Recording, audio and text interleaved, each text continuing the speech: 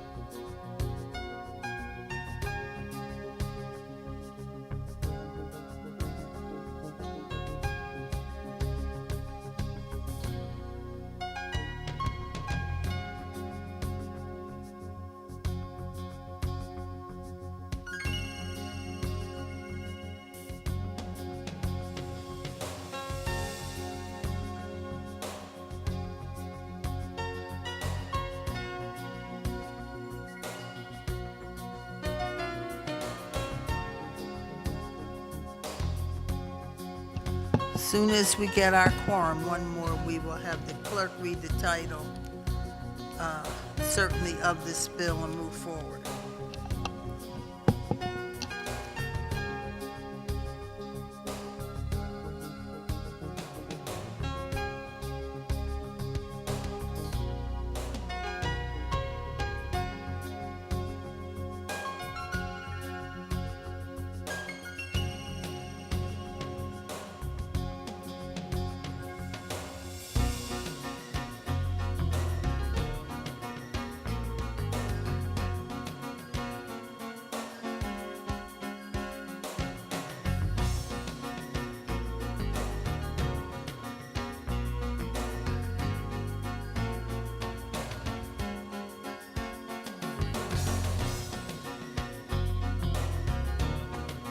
If any of you would like to testify, please see Roxanne, who as soon as we start the hearing, will be standing here. Roxanne, where are you? She'll stand next to the gate.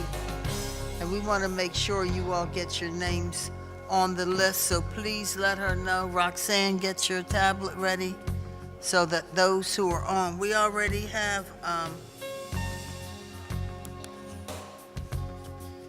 Rochelle Bilal, we already have you. Michael Cord, Richard Hoy, Joseph Alvo, Stephen Cottrells. And if I didn't just say your name, please, Roxanne, while we're ready. We have quorum. Thank you. I apologize, Vice Chair, for us not getting together to talk about this in detail. All right, the Committee on Finance is called into order. We are here with regard to an amendment to Bill number 160111. We will ask the clerk to read the title of the bill. An ordinance amending Chapter 12-2800 of the Philadelphia Code entitled Administrative Adjudication of Parking Violations to establish an amnesty program for fines, fees, and penalties on parking violations, all under certain terms and conditions. Thank you very much.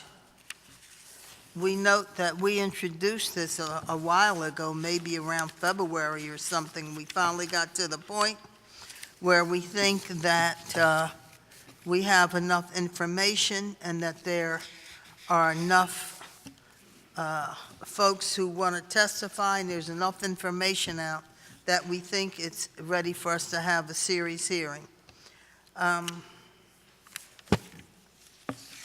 I will make some opening remarks, and then we will, and I'll ask anyone else who has open remarks, and then we will begin our testimony.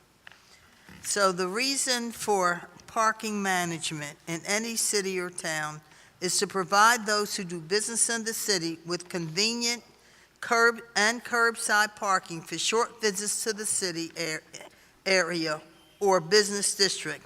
People come to Center City, Philadelphia, to do business, including our own residents and visitors alike. People come to visit our world-class universities to seek medical advice. Others come seeking a great education and visit hundreds of restaurants and entertainment businesses, only to mention a few. Lately, I'm hearing horror stories about parking tickets, old parking tickets, that are becoming a deterrent to people visiting and doing business in Philadelphia. Many people and businesses are jammed with financial debt due to parking fines and penalties. My constituents are from all walks of life. They're extremely concerned that they and their family members have made mistakes in the past by not responding to parking tickets. These mistakes have multiplied in many cases, and now a simple fine has become a fine plus extreme penalties.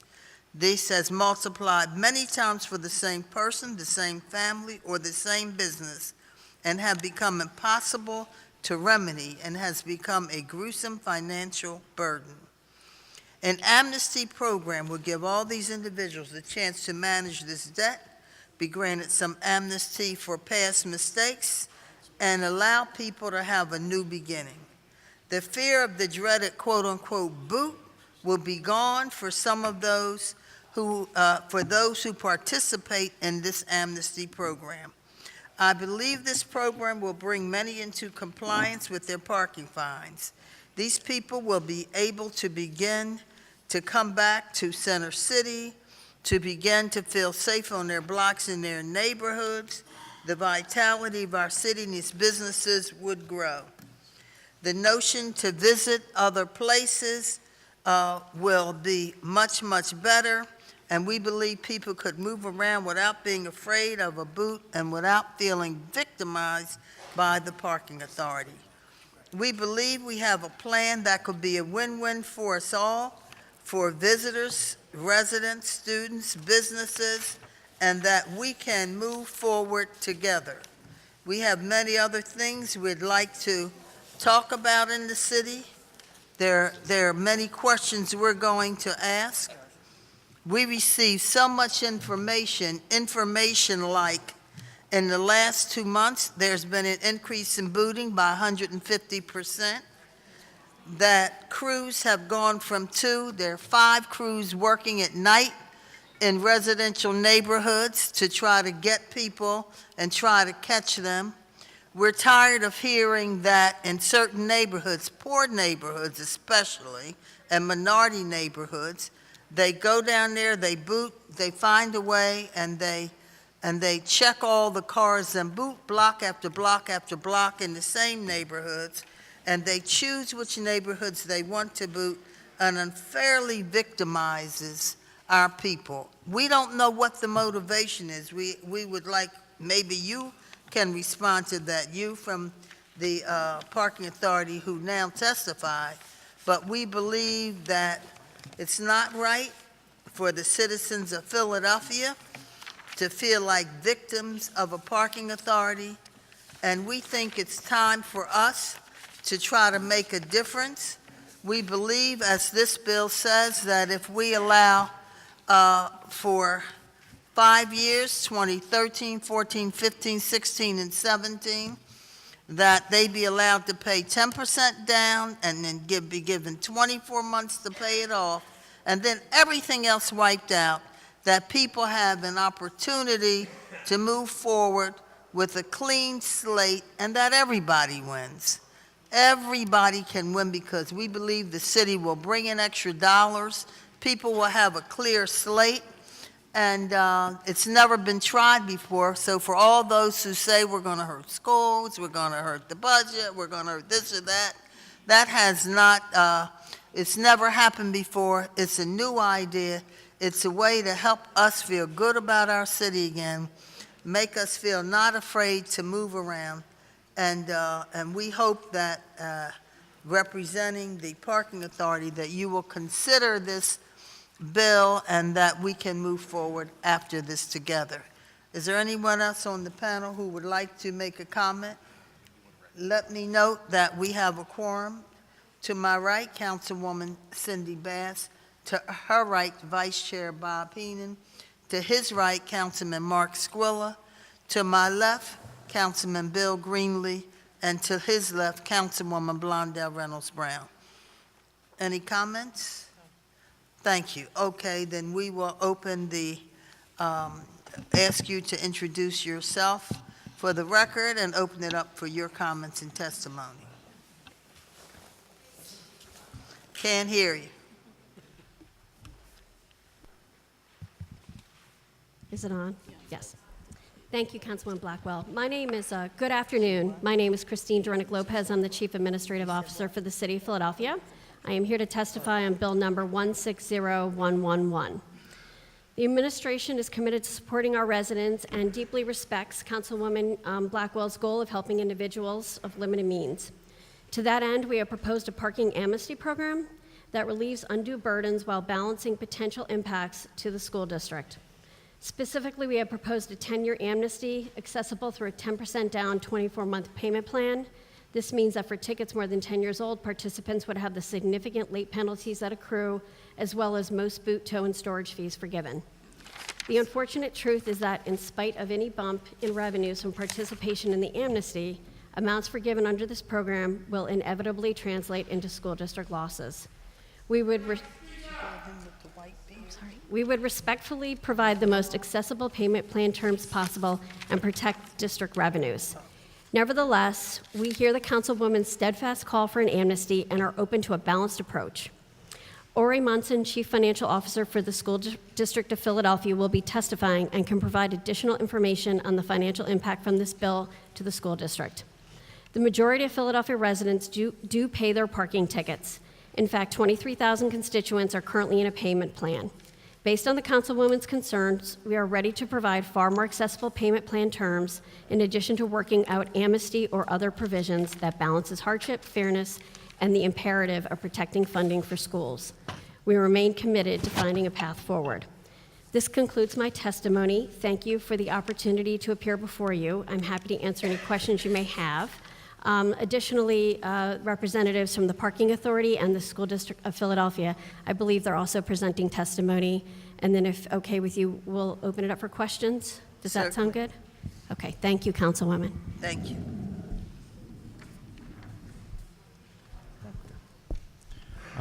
Good afternoon, Chair Blackwell, Vice Chair Henon, and other members of City Council's Finance Committee.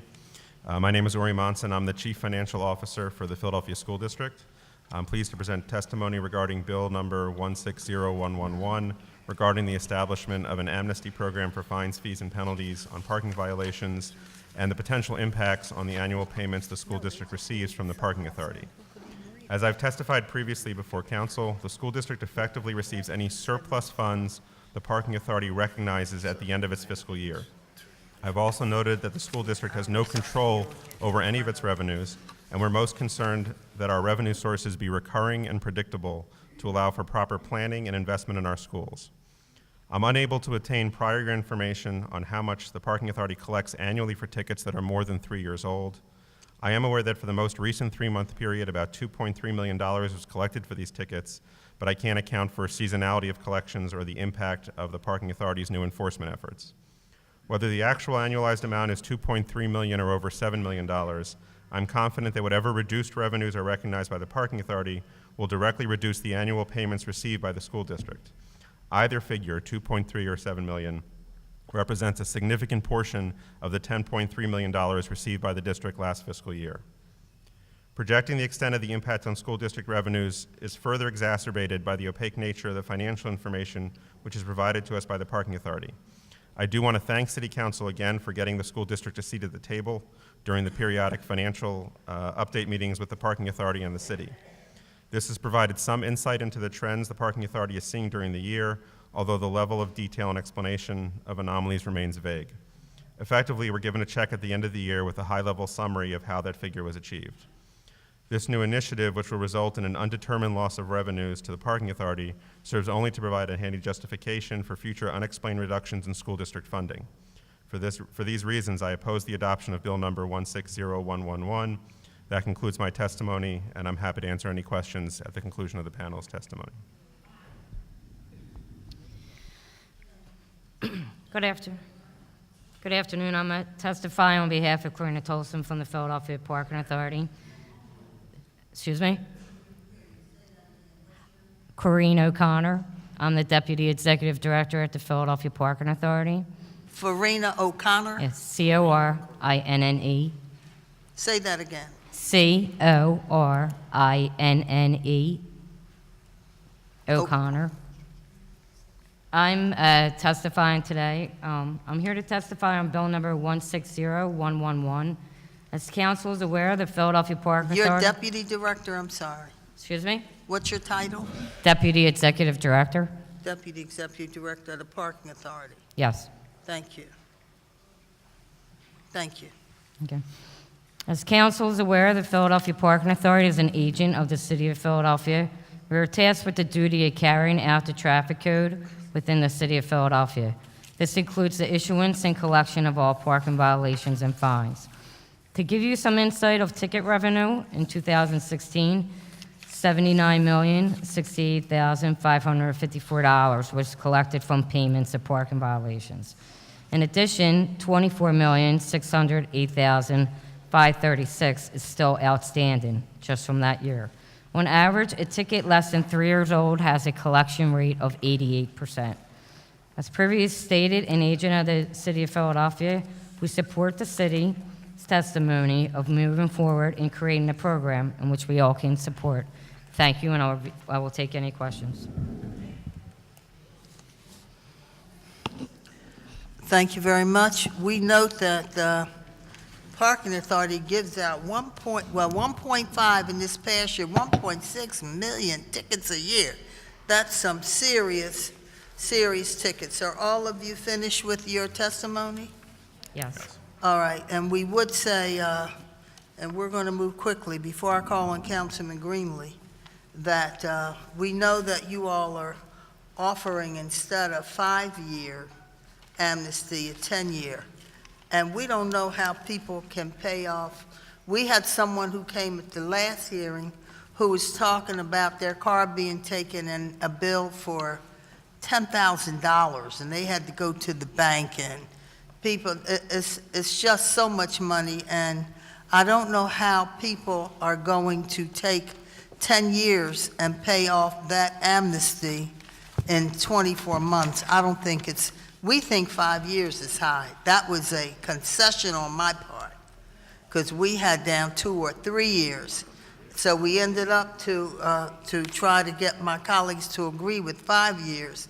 But 10 years is too much money to expect people to be able to pay in 24 months. And that's my opinion. Somebody else has another opinion, of course. They're free to give it, and I don't know how we can do that, nor, you know, this is something you all just came up with, nor has this panel, this finance committee, had any time to consider that. Thank you. Councilman Greenlee?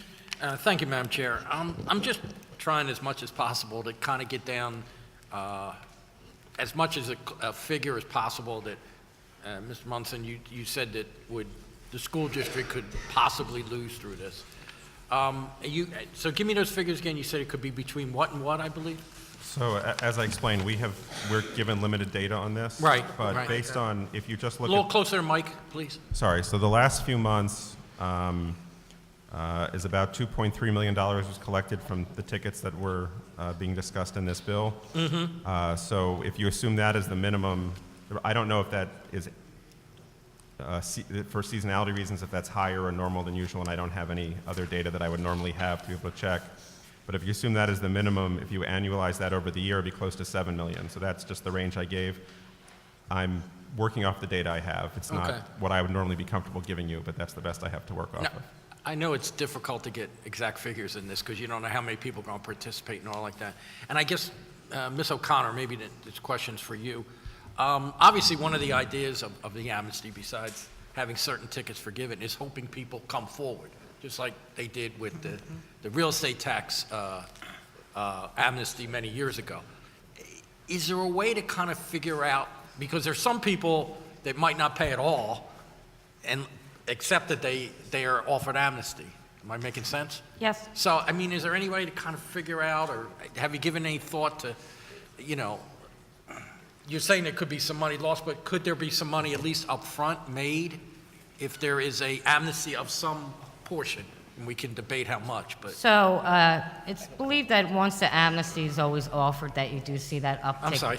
It's believed that once an amnesty is offered, you do see that uptick for that short amount of time because you will have people come in. Right. But then in the years to follow, if you're going to take an amnesty and take a certain year where you're going to wipe the slate clean, as we're calling it, Right. that revenue is never recovered. So when you look at the revenue that's outstanding to the city of Philadelphia, each year that you wipe off the slates, it's an additional $18 million that the city is never going to see again. So when you say $18 million, that's $18 million money owed.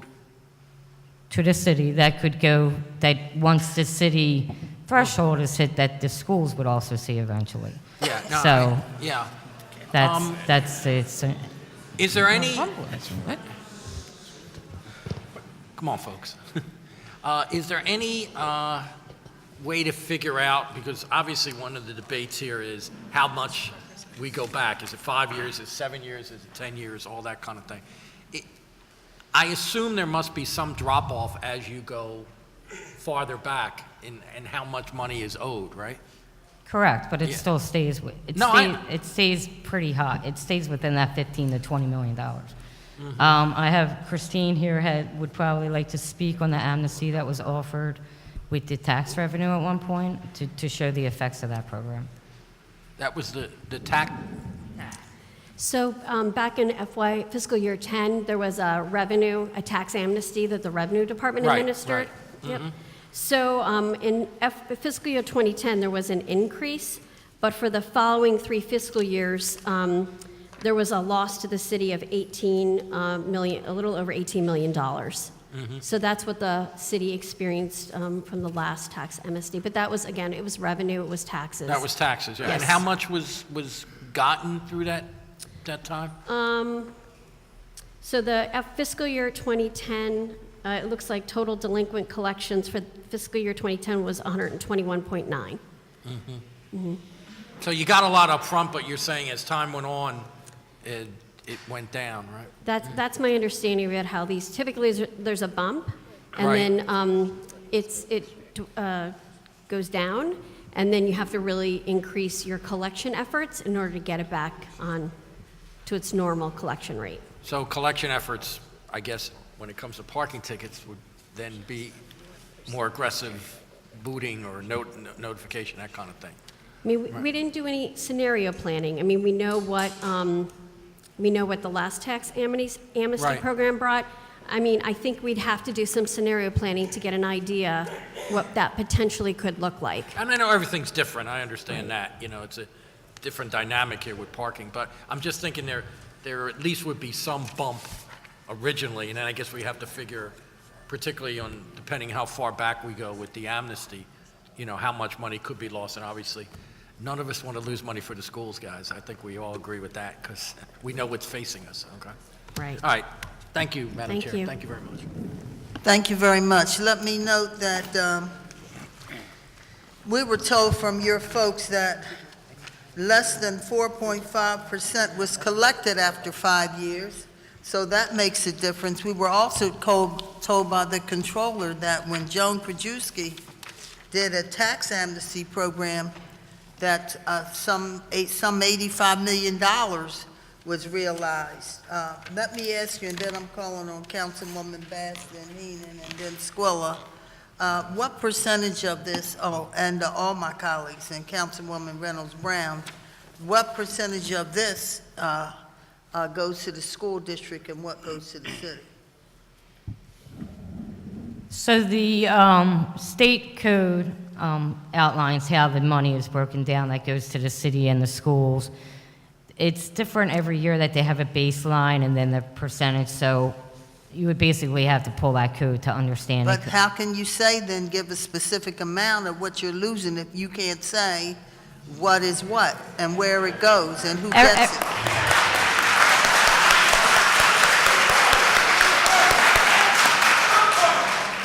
So this year alone, the fiscal year that just ended, the city received almost 39 million, and the schools received 10 million. Every year that baseline changes. That's what I was trying to explain. This year it could be, once that gross revenue goes up, the baseline changes of what the city's going to receive, and then what the school, and whatever is left over is what the schools will receive. So if this year the baseline goes up to 40 million, whatever is left over is what the schools will receive.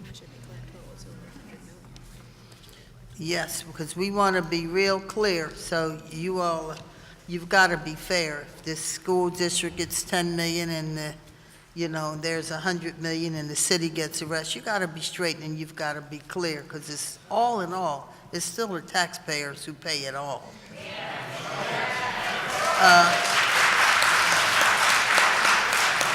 Councilwoman Cindy Bass. Yes, thank you. Thank you, Madam Chair.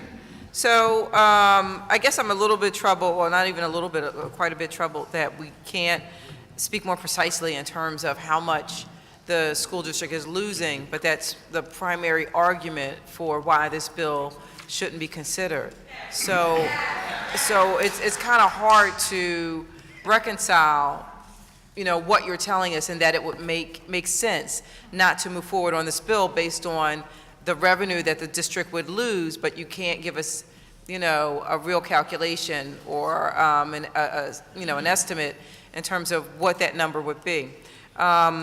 May I answer to that? Sure. So every year, the school district does not receive their portion of the payment until the books are closed at the end of the fiscal year. So as we issue the check to the city of Philadelphia, that happens on a monthly basis. So as the gross revenue happens and the net, a check is sent over to the city every month.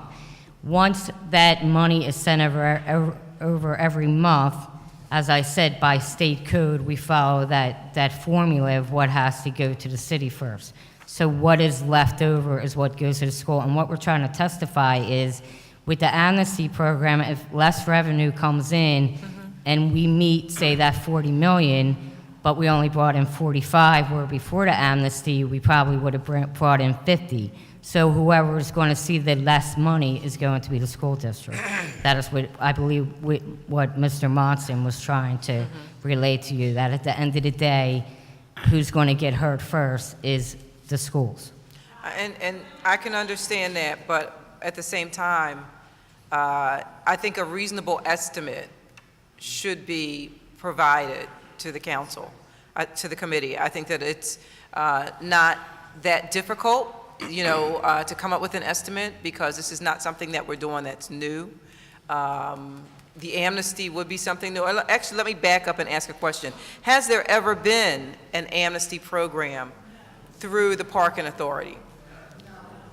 Since I've worked there, I'm not aware of one. Okay. I've been there So when since we like 1990. So when we talked about amnesty programs, what we were talking about were real estate taxes, business taxes, city wage taxes, things of that nature, which are completely separate and can be a very separate audience from those who are paying parking tickets.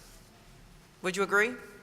Yes, they're all separate. Okay, so we've never done it, and it's untested, so we just don't know in terms of the amount that the school district would lose. But roughly, let's go with the number. I think you said earlier about $10 million is what you thought. Is that correct? That's what Okay. went to the schools last year. Okay, and my statement to you is that based on the school district's budget, and I don't want to minimize at $10 million the importance of any money to the school district, but I think based on the size of the school district of Philadelphia's budget, to not do amnesty so that, the district could receive those funds, possibly, because you can't say for sure whether they will receive them or not, I think this is a little bit short-sighted, and it doesn't seem like the research has really been done into what the total effects would be. It feels like the same people pay for everything. And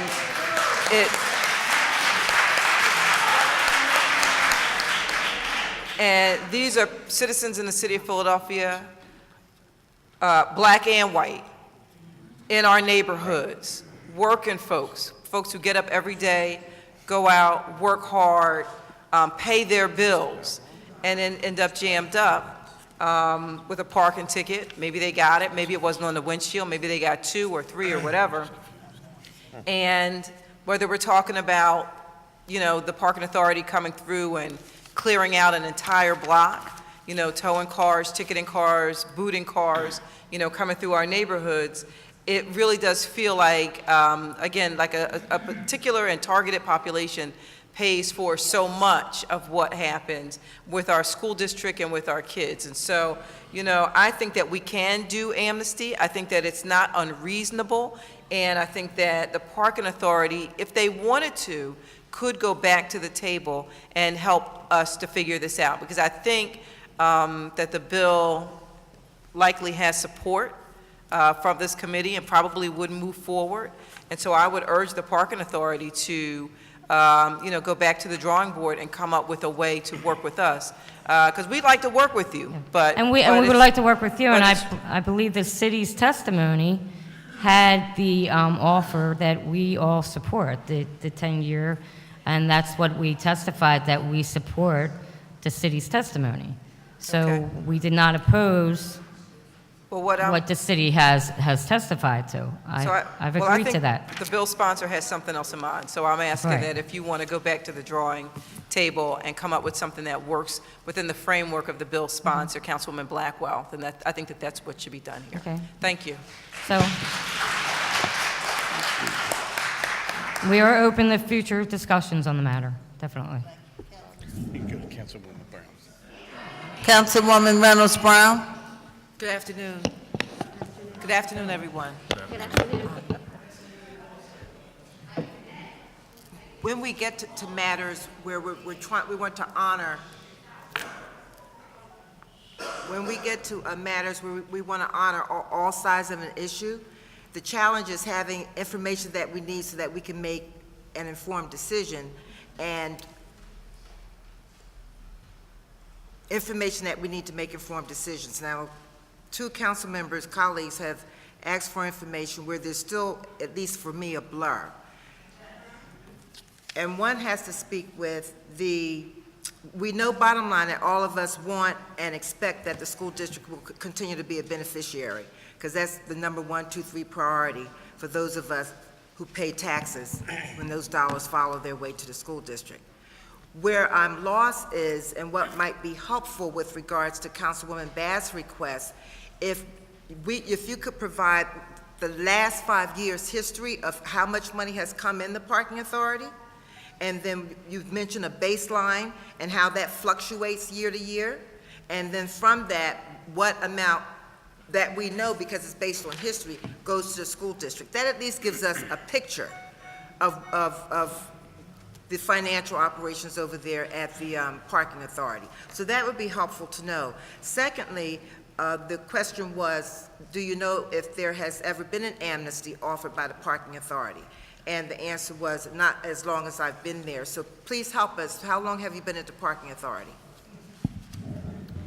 27 years.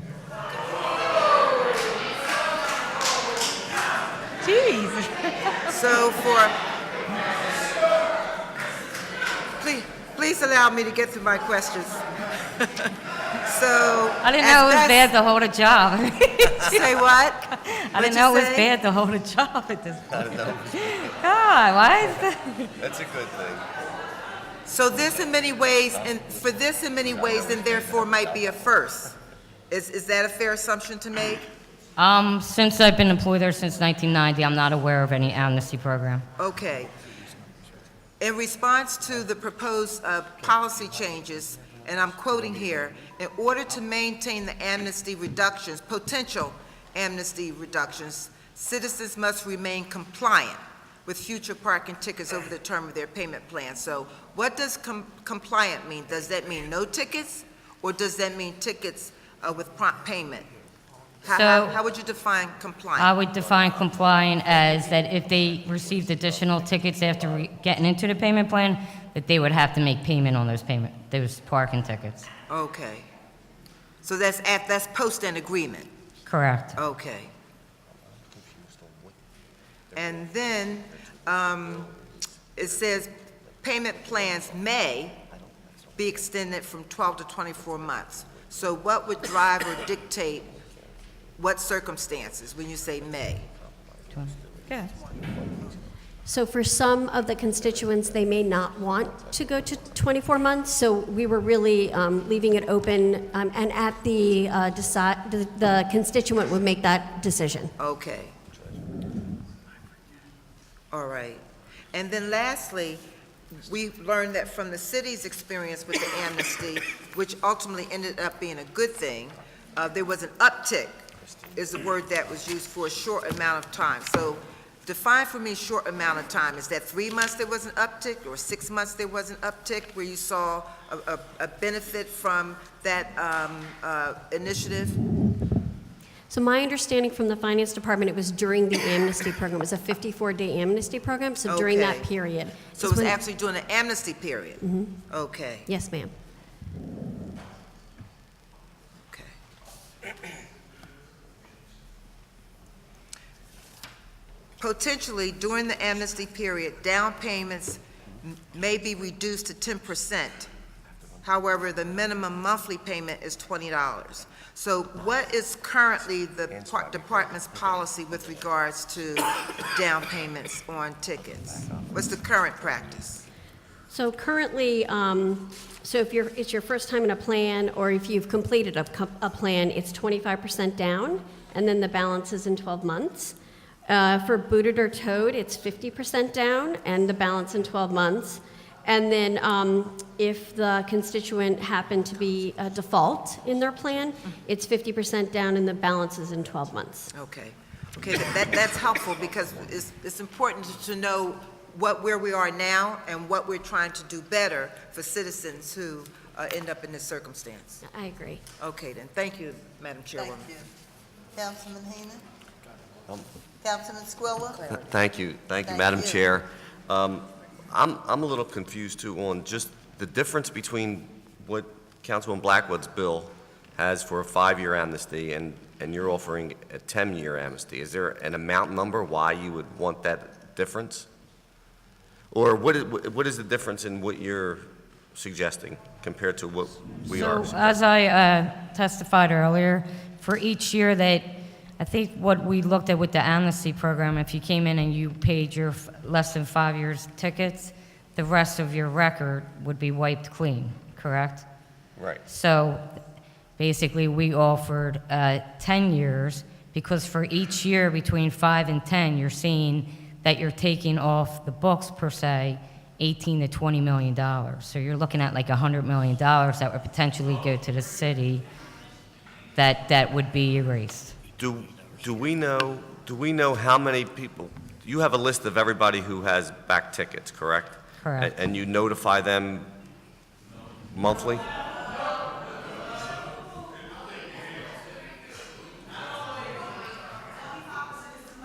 All right, let her answer. I didn't get your question. When you have a list of everybody who owes tickets, Correct. 20 years from to today, how often do you send out notices? So when you first receive a notice, you're going to receive about 5 notices. When you first receive a parking violation, if you do not pay, you receive about 5 notices. I think is the audience by the reaction. If you have a ticket that's like 15 years old, you're not going to keep getting a notice every 3 weeks. That's just not something that happens. So basically, that's the answer to that. So there's As you some get people, parking tickets, you're going to get notices. As you get into the boot eligibility file, you're going to get a notice to that. So every ticket gets 7 to 8 notices. Once you get a parking violation, then you don't pay that parking violation. But as that ticket gets 5, 10 years old, you're not going to keep getting a notice every 2 months. what is the total number owed that's beyond 5 years? 5 to infinity is what you're asking? Yes, 5 to I would 100. have to add that up You don't kinda know? quickly.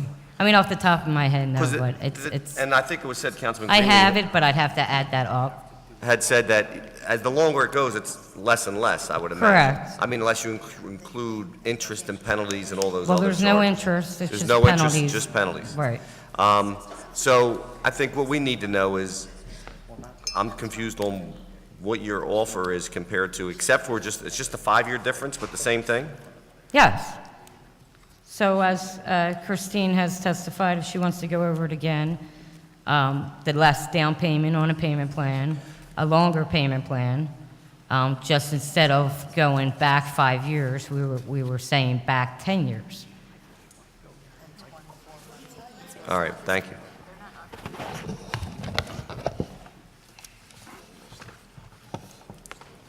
Councilman Henon? Thank you, Madam Chair. And I guess one of the shortcomings of letting, I guess, collegiate courtesy is some of the questions were asked. But let me start off by, acknowledging that, the Councilwoman, our chairperson, chair lady, really represents her district phenomenal, and really is looking after people who need some support and some help from government. So I want to applaud her for her ingenuity here in coming up with an amnesty program. For me, I have a lot of questions that I would like to ask, and as a few members had already stated, I'm going to be asking for some information. So first, state code. All right, what is required for the state code? What is that trigger number? I know you said it changes, but how is that baseline set? So it's based off of the gross revenue that comes into the parking authority? Gross revenue Right, and and then which changes? Right, and then it goes up a percentage. If the gross revenue increases, then that percentage that goes to the city increases. So that's, I don't know the exact percentage, so I don't want to testify to a wrong number. Okay, all right, so But I could go back and pull the code and send it to all the council people? if you could do that through the chair, that'd be wonderful. And the split on what went to the school district, for the past 5 and 10 years, because that's what we're talking Correct. about. That's what we're talking about right now. You had mentioned $18 million per year that will be lost. Is that because we're not having recurring delinquency collections? Is that what you're assuming? No, the testimony we were saying, if we do an amnesty program back 5 years, if we do back 10 years, so each year between 5 and 10, there's an outstanding debt of about $18 to $20 million. Because there's more people, there's more delinquency, right? Is that? Right, it's basically that people haven't paid their parking tickets, so. Right. So if you go back amnesty, if your ticket is 5 years or older, that your slate is wiped clean, that's revenue that is basically wiped clean. So what is your delinquency collections for the first 5 years? How much you Going want to know back is 5 years. outstanding? Just percentage. Well, less than 3-year-old ticket, 88% of citizens pay their tickets. Okay, 88% of the Yes, citizens? less than 3 years old. As they get older, it gets harder to collect. Okay, so you them. go from 88% for the first 3 years, Yeah. 1 to 3 years. All right. All right, and between years 4 and 5, you're getting into the upper 70s. And then it drops to 4% after 5 years? Isn't that what you No. would, somebody made a statement saying Yeah, that? I wasn't clear on that The statement. collections are 4%? I wasn't real clear on that statement, actually. Yes, I said 4.5%, less than that. Less than 4%. So I'm going to pose it as a question, all right?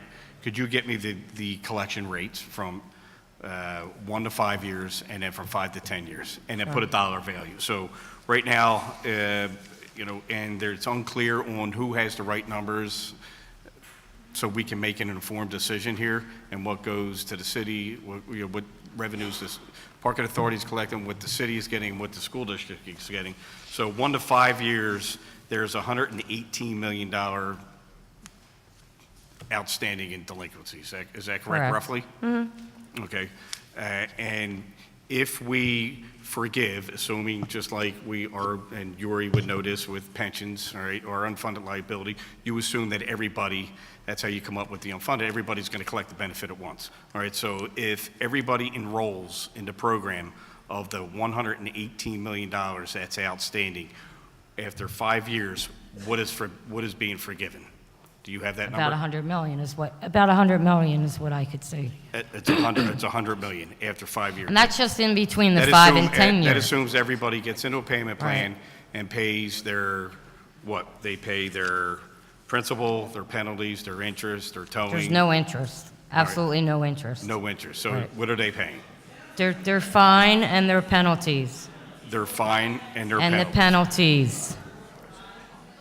penalties. Okay, so after, if you go to 10 years, what would that, it's 118 million, plus what's the other 5 years? Or- And I'm told on your tenure, you're not forgiving fines and penalties, even though 10 years is no amnesty. Having to pay off 10 years in 24 months, that's not an amnesty, and that you all also want to keep on fines and penalties. That's not an amnesty, that's nothing. So principal and fines.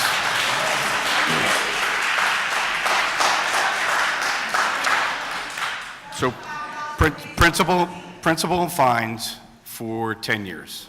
Do you know what that is?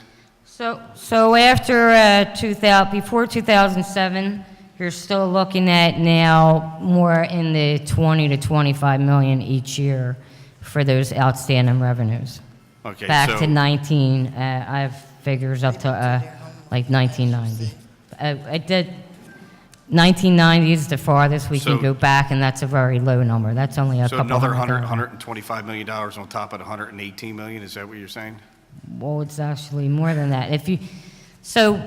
We're discussing that if we go back 10 years. Every year, you're looking at 18, 20 million. As I get older and I get into a year 2000, there's about 25 million outstanding. So it's actually more money outstanding. As the ticket gets older and older, it gets harder to collect. So what is your process in delinquencies? What is my process? What is the internal process of delinquency? Do you have a third-party processor, or do you in-house? So we have a vendor who sends out all the notices. He then has a few subcontractors who also send out notices within the first 4 years of a parking violation. After 4 years, we have the Philadelphia Parking Authority has some collection agencies that we then have them collect on old tickets.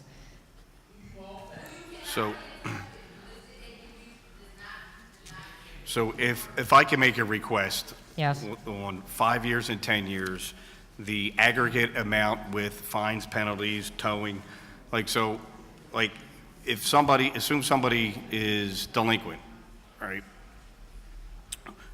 What is the principles, what are the fines, what are the towing costs? If you can break that down in categories? Yes. And what would the amnesty be forgiven after 5 years and 10 years? Based at 100%. Baseline, Okay. 100%. And the school district data, which I think Yuri said that you really don't have. I don't know why we don't have that information here at this hearing. because I think it's critical when it comes to numbers, especially going into next year when we have a pretty significant deficit. And also, my last request would be if you could map the targeted delinquency areas and boot areas, all right, and just provide that to the chair. So we have all different zones that we do boot enforcement, which is the whole city of Philadelphia. We Okay. have Well, point I would- information on the table, excuse me. So the request, and I understand, that you do it So throughout the would you city. like to see, I would like to see where, numbers of pocket and of areas where the boots are and the delinquencies are, and who is paying and who is not paying. I mean, would it be best to show you, say, like 3 months of where the daily? Give the councilman, give us what he's asking for. I know, but We don't need you to But I'm not clear- restate it, and besides that, we have a point information on the floor. Councilwoman? I'm just trying to Yes. get clear on what. Excuse me, we have a point information on the floor, that is to be heard first. Yes, and I'm actually, Councilman Henon is drilling down exactly where I was hoping we needed to go, because believe it or not, Councilman Henon, I had a similar question.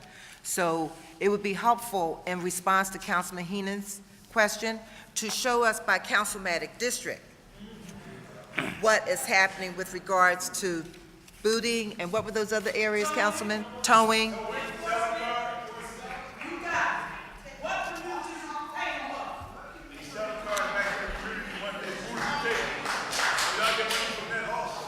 So if you could show us by councilmatic district, then that really gives us a clearer picture of where those practices are not equal. So would you like, so to clarify, you want to get a map of the boot areas that we enforce every day by councilmatic district, and what else would you like? I'll tell you Councilman what, how about we do this? How about I provide you with a list of questions, Okay. all right, that I will run by this committee, and you can respond to the chair, because I will, at the will of this committee, depending upon what their will is on this bill, but on final passage, I am not going to be committed to anything until I get the information that we request. I agree. Councilman Owen, then Councilman Greenlee. See him, sorry. Thank you. Councilman Greenlee? One last thing, I'm sorry. Thank you, Madam Chair. As Councilwoman Bass said, obviously the other amnesty was much, involved different things, it was taxes. And I understand why you have to base certain figures on thinking everybody's going to participate, but it's probably also not realistic that everybody's going to participate. Christine, do you know how many percentage-wise of people who were delinquent in the tax actually participate? Would you have anything like that? That Or would be helpful. Councilman, I don't have that information, but Okay. I can definitely get it could you from the get that revenue for us? department. Yeah, because I understand the figures you're giving us, and I know usually when, come on, guys, please. And I understand when you give these estimates, you're basing it on everybody participating, because I guess you have to assume that. But also realistically, not everybody's going to do it, either by not knowing about it or not wanting to or whatever. So those figures may be a little bit different too, so. And I know it's hard to get exact figures. We understand that, but we're trying to get as much information as we can, I guess. All right, thank you. Thank you, Madam Chair. Thank you, and let me note that the administration wanted us to, all this we just heard on our way in, they wanted to change the bill and have us not put so many details in it, so they would have the wherewithal to do that. Now, how can we do that when they don't have the information we're asking for?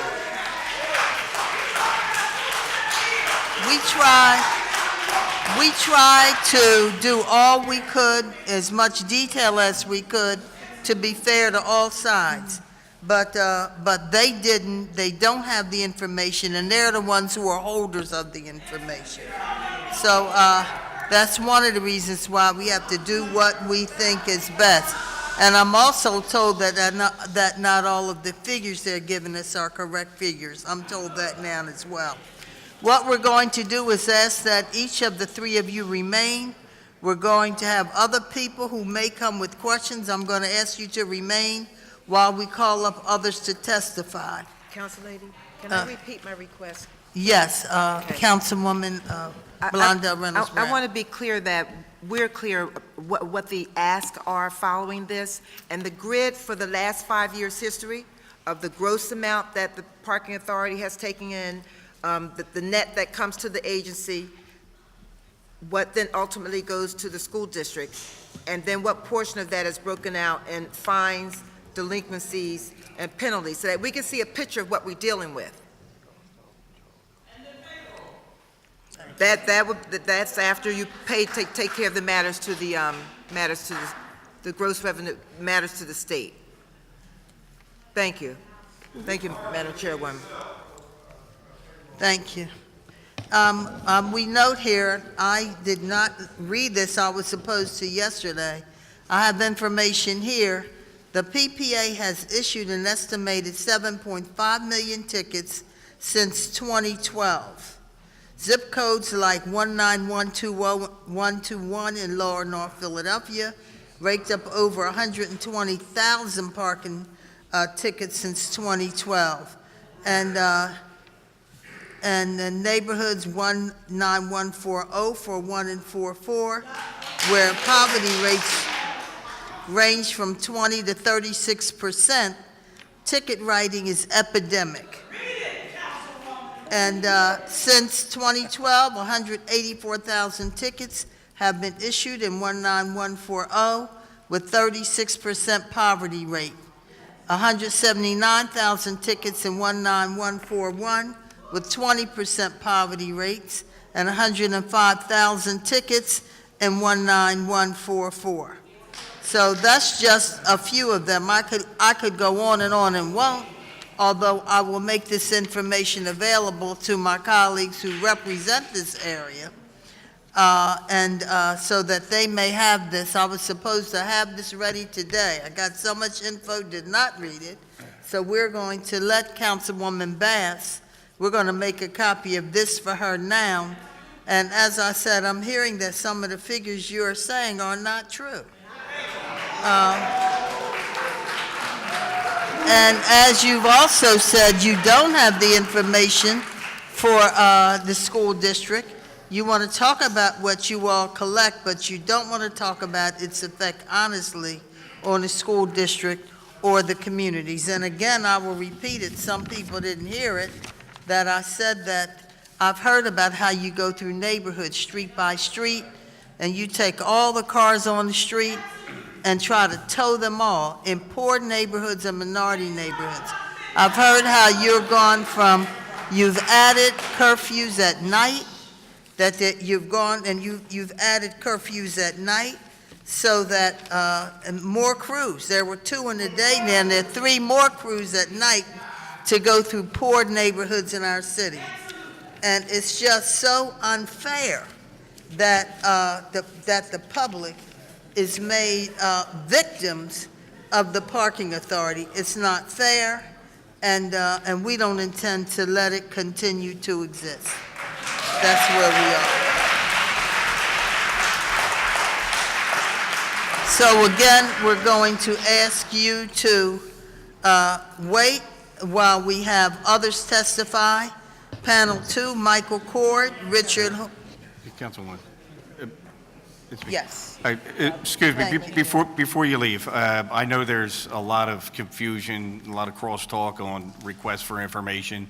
I hope we can go back to the transcripts here and maybe, we'll compile a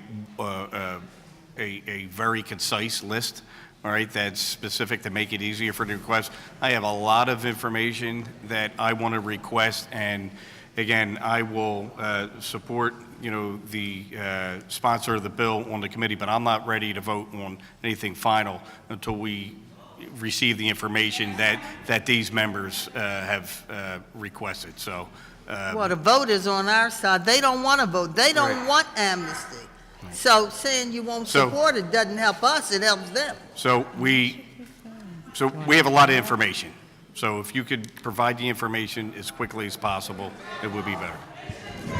We'll definitely do that, Councilman. All right, Thank we're you. going to ask that you wait, sit to the side while we ask panel 2, Michael Court, if you're Esquire, Richard Hoy, Esquire, Joseph Valvo, Esquire, Stephen Cottrells, and then after that, we want Rochelle Bilal, and we'll deal with public from there on.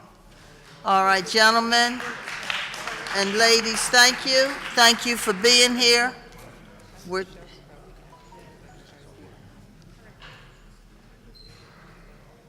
Michael Cord may have gone, Richard Hoy, Joseph Valvo, Stephen Cottrells, and Rochelle Bilal. And again, we're asking the first panel to wait so that you may hear these concerns, just in case you don't know. Thank you.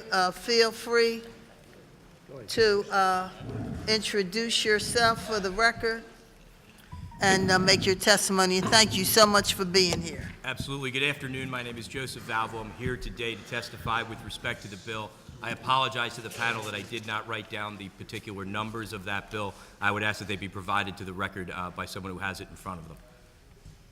Now, what I came here today to testify and discuss is going to be, in just a moment, a case study, which is an actual parking dilemma, if you will, of an individual in this city who I represented pro bono. But before I do that, I have to comment just a little bit on some of the testimony I heard. As we know, we talk a lot about the math. And I think it's important to note that when we talk about these figures, at least as I understand it, 100 million, 118 million, et cetera, we're talking about accounts receivable. We're talking about the collections of monies that someone says is owed. We're not talking about dollars in pocket that are being spent. And I say that because at the end of the case study I present, I will tie into the fact that I think the technique being used of taking very low-value vehicles off the street is effectively enhancing the accounts receivable problem that the department continually points to as the critical item that causes it to be necessary to take the actions they are. In a courtroom, we would call it bootstrapping. And from the perspective of an independent case study, we suggest the following. I was contacted by an individual. That individual must remain nameless, as I have not had the opportunity to ask them if I could present their data.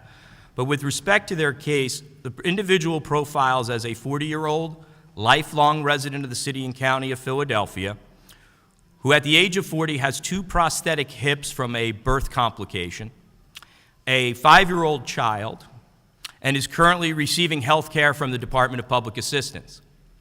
That individual was given a motor vehicle by a friend/relative to assist with the issues we've just detailed, and quite frankly, over the course of a 13-month period, collected approximately 13 individual parking tickets in Philadelphia, more than half of which were issued within 1 block of the home that individual lives in, because anyone who lives in South Philadelphia understands there's not enough parking places for the vehicles, so at night you must hang off the corners unless you want to drive around in your car all night long with your 5-year-old in the back screaming.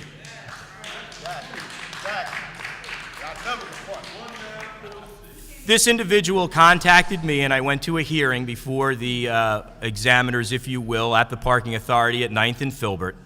At the conclusion of that discussion, it was noted to me that there was a $1,300 approximately debt owed, and there was no payment plan available for various reasons that I cannot detail, but I accepted at the time as true.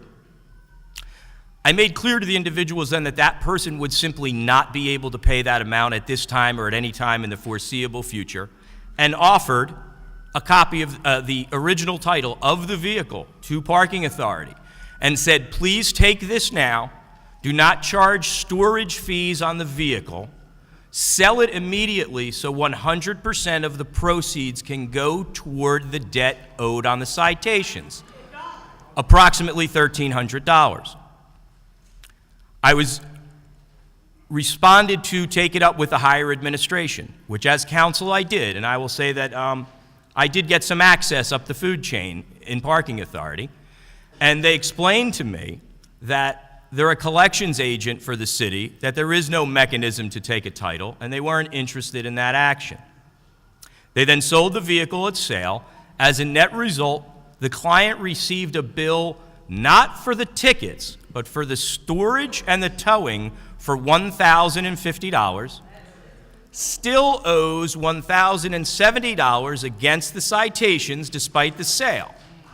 That means that a $1,300 debt was turned into a $2,100 debt by the action of taking the vehicle. I suggest that this causes a number of problems. Number one, there's an obvious human factor here at play that seems to be lost on our prior witnesses who testified. I concede as a private businessman that collections of receivables is one of the most frustrating elements of business. However, the kind of cold, business-like approach to the human issues that obviously exist was a bit disheartening for council as I sat here and listened. The second problem that comes is that they have now, as a result of this action, again, selling the motor vehicle against the will of this individual, increased that individual's debt, increased their own bottom line receivables, which they hold out to you as the problem that exists that needs to be corrected.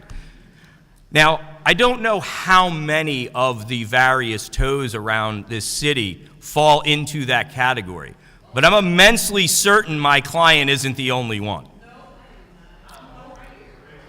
It seems to me that when you know as the agency, not only with respect to the human factors of the people who you are in charge to serve, but even basic collection law principles, we do not collect and use collection techniques to harass or punish. They are supposed to be designed to satisfy the debt. If you know, as the agency, it costs approximately $1,000 for towing and storage, and you have the exact number of the debt with respect to the tickets, if you pick a vehicle up off the street that does not have a book value that equals the combination of those two figures, then you have purposefully punished the individual for tickets because you cannot possibly collect a cent. It is within the boundaries of that case study that I suggest not only is the amnesty bill as introduced very appropriate, but quite frankly, I think there are even some more measures that can be taken, especially with pulling low-value vehicles off the street. You don't need to be a car expert to plug in, which Parking Authority has, the make, model, year of the vehicle, the Kelley Blue Book, and it will tell you instantaneously the book value of the vehicle, which in many cases, and I think many of the people here would say, they don't own their vehicle for the sake of its book value. They own it for its practical value, because it could take them to the doctor, because it could take their children to school, because it allows them to go get their groceries. And when you take that from them without any real ability to diminish the debt that they owe you, you have punished, you have not collected, and I suggest that is intolerable. Thank you very much. I thank you for your time and attention, and I'm certainly prepared to answer any questions that may be asked. Thank you very much. Mr. Hoy? My name is Richard Hoy. I have been an attorney in Philadelphia for 45 years, and I believe everybody on this panel, except for Councilman O, I'm very familiar with. Mr. Valvo graduated from law school, and I trained him in parking law, so he's very good at it. The problem we have is a twofold problem. We have a parking authority problem, and we also have a Philadelphia traffic court problem, too, because they're involved in taking these cars. When you're stopped, live stopped in the city, okay, your car is immediately taken, and you wind up in traffic court trying to get your traffic ticket straightened out, but then you got to go over to the parking window after traffic court fleeces you to the parking authority. They have no criteria up there. They want their money, and they want it now, or you're not getting your car back. This is part of their problem. They have no amnesty. They've never had anything. They don't want anything because it's going to cause them to get less revenue in. They got the little guy there at traffic court, and they're going to twist it out of him, or he's not getting his car back. And he's not going to be able to, like Joe said, go to work, get his children to the doctors, get his mother to the doctors, and he's going to wind up just giving up the car. But do you know how he goes and gets a new car? A parking authority. He goes to the auctions, okay, and buys the cheap car, because they sell them cheap. That's how he gets his car. A lot of my clients do it. They can't afford the Mercedes, so they afford the $500 or $600 clunker that can get them around. Okay. We need an amnesty bill. I'm going to tell you, Councilwoman Blackwell, I don't think 5 years. I think 3 years.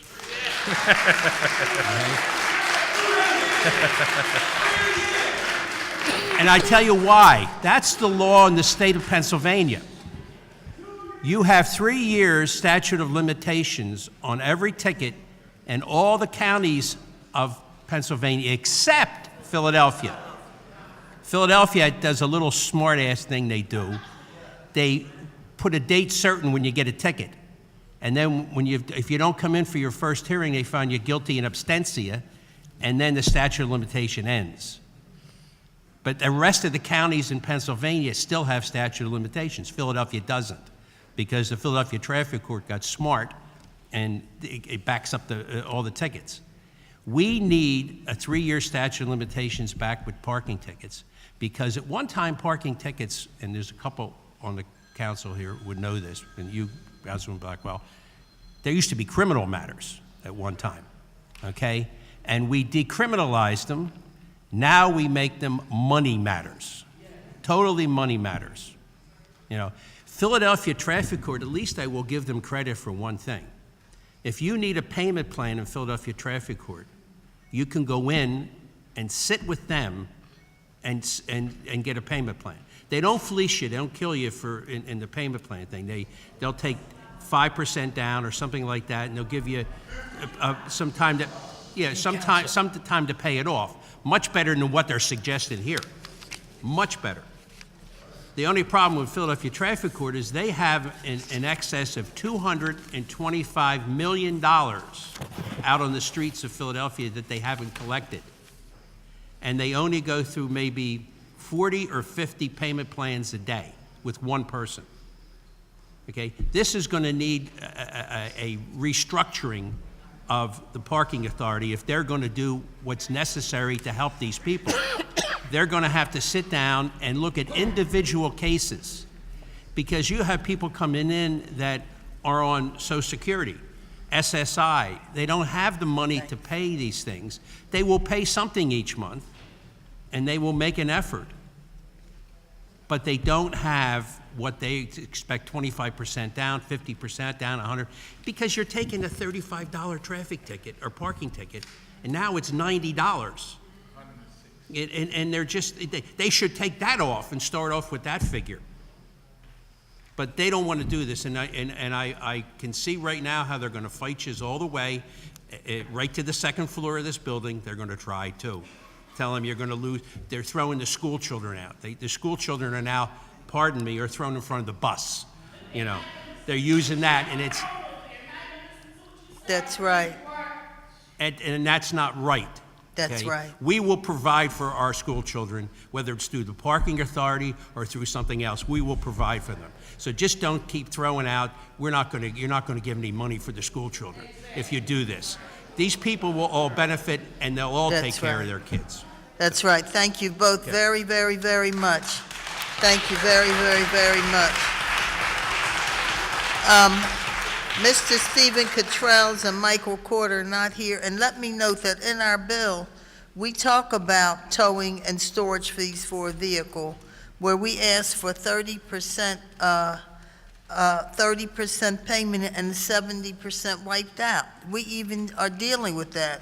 But that's why they don't want to deal with the rest of our bill, because we tried to deal with all issues that people have to consider, and they don't want to do that, and they claim they don't understand what we have. So we'll move ahead. We're very, very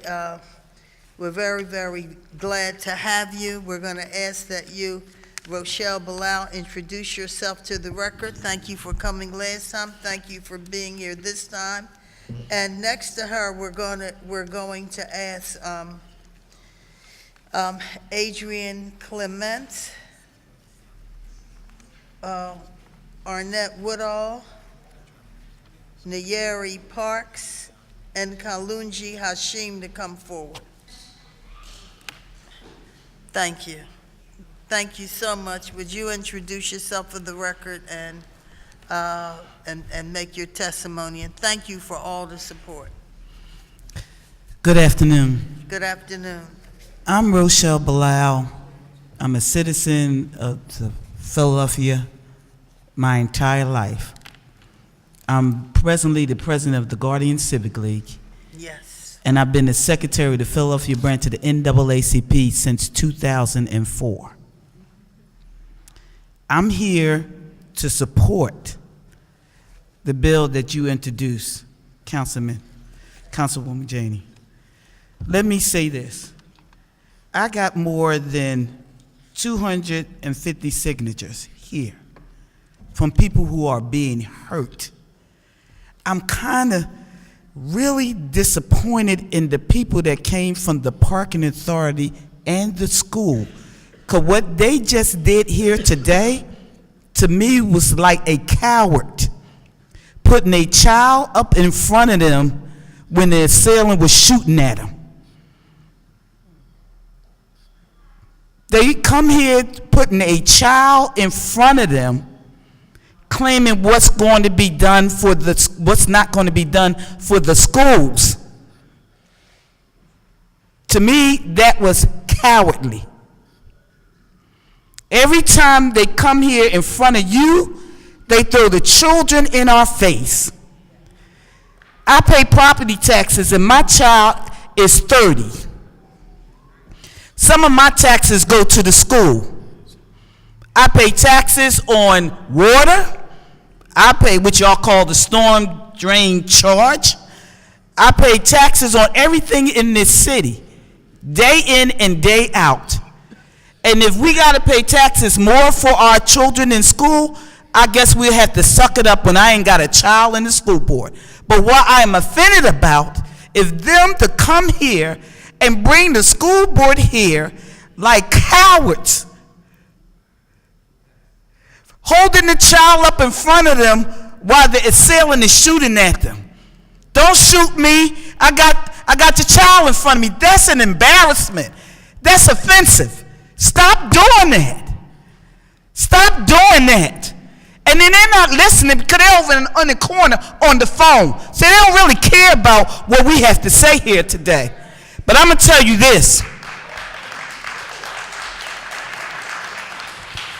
We are going to do whatever it takes, wherever it takes, however it takes, and whatever the cost is to deal with this issue in reference to the parking authority cowards and thieves. So let me tell you about the points, because I listened to them very carefully here. Make sure I want to hit this. They said that the money that they get from the parking fines, penalties, and tickets, and they give the school the leftovers. Let me ask Kansas City Council here, have y'all ever audited the parking authority? Have y'all ever audited the parking authority? I looked at the paperwork and I saw that they have never audited the parking authority. Never. So how do you know the fake news that they came here with today is the truth?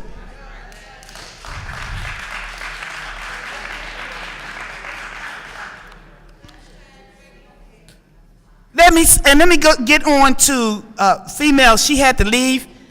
Our crowd is dwindling down because a lot of people took off their lunch break to come over here thinking we was going to start at 1 o'clock. They took time off to work to sit up here, and so they got to run back to work. So I need to make sure I hit what one of our members said, one of the people here said today. She said that she sat and watched parking authority issuing tickets from their cars. And then their cars, they never got out of the cars to place the tickets on the cars. And then they pulled off. So if the parking authority is going by people's houses, issuing tickets, don't get out of the car to put them on the ticket to let you know they got them, and then they pull off, and then they claim that they let you know this. And then they said also in their conversation that sometimes they just stop notifying anybody of anything. But who let us know that they was going to start cross-referencing your name on any tag that you got to whatever ticket you had going back as far as 1976? Yes. Who made the administrative decision to go cross-reference? Cross-reference is this way. Let me caution everybody, and even you, if you got a child in this city. Your child, you go get your child a car. You've had your insurance since 16, which I have. So quite likely, my name is going to be on my child's car. My name on her car, she gets a car, she's going to work. Her car is a 2017 car. She ain't never had no tickets. But the department parking authority is going to cross-reference because my name is on her car, booth and tow her car. So she can't go to work.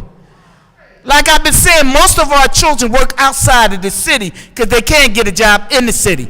So now she can't go to Langhorne where she can work and earn a decent living, more than $7.25 an hour that ShopRite pays them with no benefits. So she goes out of the city, so now she can't go because you don't cross-reference it because my name is on it, and you're going to tow and boot her car. The parking authority are gangsters. Let me finish up. Organized crime.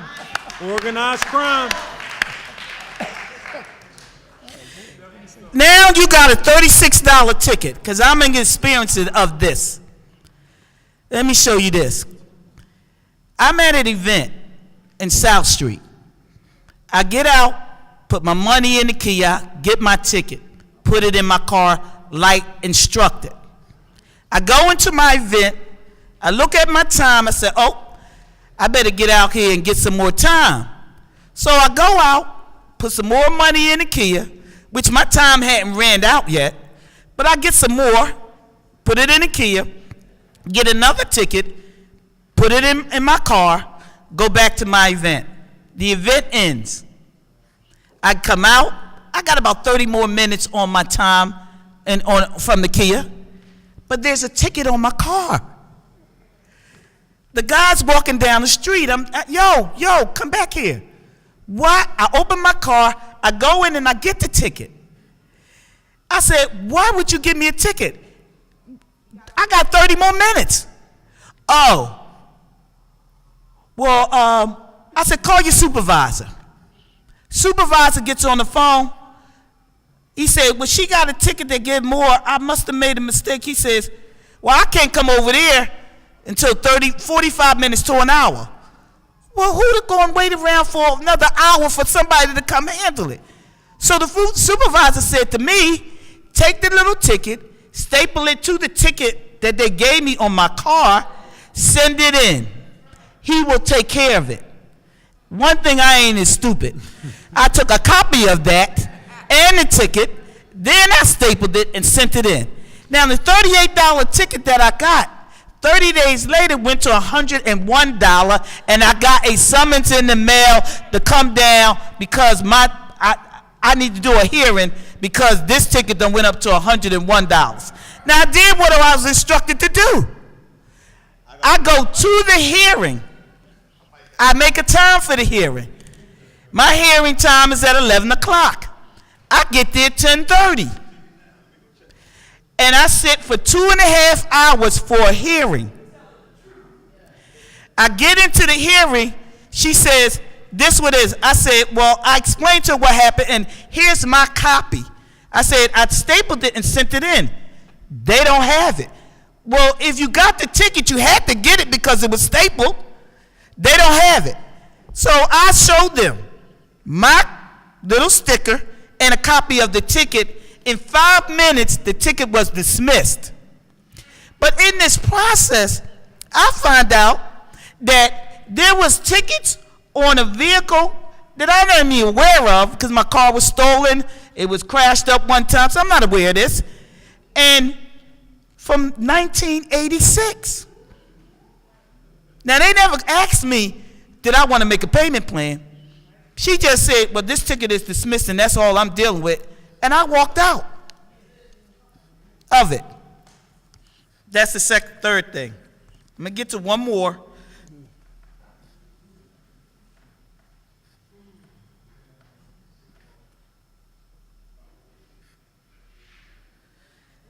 And they threw around 85 million, 100 and something million, what the poor kids are not going to get for the school, of the leftover money. I've talked to people who walked in there and they told them that they wanted them to give them $10,000. Which is supposed to be half of whatever the fines and penalties are. Oh, it ain't no interest. But the fines and penalties on 5 tickets this woman had from 1992 went to $10,000? $10,000? All the tickets together came to $250. How did it get to $10,000? Parking Authority are thugs. And we're here today. This room was filled up before everybody had to go off. But we are sticking together on this one. We will do whatever, whenever, however, and however much it costs to finish up this. We say 3 years. We don't even want to give them 5 years. We say we in support of bill number 160111 as it is stated. Thank you. Thank you very much. Thank you. Thank you. Adrian Clements, 1 PA, and the Parking Authority, Excuse me. We need you to give your name first. Adrian Clements, Yes. 1 PA. The Parking Authority, you got to know something about a history, because, everything has a history where it started. When they came in was they was going to help the school. Then they came in, started doing different things, and then now, all of a sudden, the poor people, everybody who had working, you want to know why the city is so poor. The Parking Authority is a part of making this city one of the poorest cities in the country. Because the Parking Authority, if you got a car and you're driving back and forth and you're going to work and you can't get to work because the Parking Authority got your car, now you get fired. And the kicker, I'm not going to say a whole lot because I know it's a lot, but the kicker is the Parking Authority still going on with their system because it's about the money. And the Parking Authority right now are planning to do part-time workers. So you get part-time workers to have more people to distribute around to get more money. But you're not paying the same amount, but you're getting a part-time, so you're getting double the capacity that you would do with full-time. So the system right now with the Parking Authority is gangsters, and the city of Philadelphia brought them in, and they have no control over them now, because anytime something big like this happened, and they came and send the right people down here with the right information, that's disrespectful. And the people, that been running the city, the poor people that have been here for years and years, and now they see that this is what the parking authority do to them. And this is what the city do. Because it can't be all about money. It got to be about the people who started and was here fighting for things to get better, and now they on the other end that they no longer being used or needed. It's a shame the way the parking authority comes off, the way they come off. When you go try to deal with the parking authority, you can't really get nothing to do because one person say this and another person say that. So, you don't know who to talk to about a ticket or anything else. That's my statement for today. And I hope 2 years will be satisfied for those that come. But when the parking authority have you down for a hearing, they know 80% of the people ain't coming to a hearing. Only the 20% that comes might win some of their money back. And it's not the parking authority money, it's the people's money, but they act like it's money owed to them from you. That's my statement, and that's it. Thank you very much. Thank you. Good afternoon, Mr. Woodall. Good afternoon, Councilwoman. Arnett Woodall, A&W Community Solutions. Inside of your chambers today, you have community leaders from across this city representing not just your constituents, but our constituents also, because we work for them. And we are here because we are tired of the poverty rate being the highest in the country for big cities. And we know what drives it and what feeds it. And it is organizations and operations just like this. When a person wakes up in the morning to go to work and they come out of their home with their car to put their children in the car to go to work, and they cannot go to work because that boot has been put on their car at 12 o'clock at night, they are not expecting that in the morning. It throws everybody's day off. The children can't go to school, so forth and so forth. But the number that we also want to know is, this lawyer that sat here a minute ago told you about an operation inside of this operation that is totally illegal, and we also might be staging a class action lawsuit against them for this. Because when they take and sell those vehicles, and then they don't give the constituents and the people that they're taking these vehicles from, they give them no credit towards the money that's owed towards those tickets. They keep every dime of it. That's criminal. We want to know. Say that again. Say that again. When they take your car and they boot your car, like the lawyer stated, and they take and impound it, if you can't get your car back, if you don't have the money to get your car back, and they take it to the auction and auction it off, you get no credit towards your tickets. So you still owe the full amount for the tickets, the penalties, everything. They deduct nothing. That is robbery. And it's been going on since the parking authority has been in existence.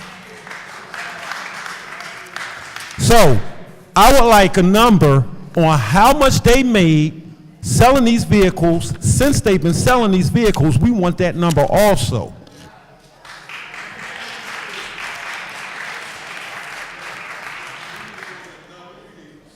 Yeah, and we need to stop. That's also. Murder is the only thing that doesn't have a statute of limitation. And what they're doing is murder to the community. Okay.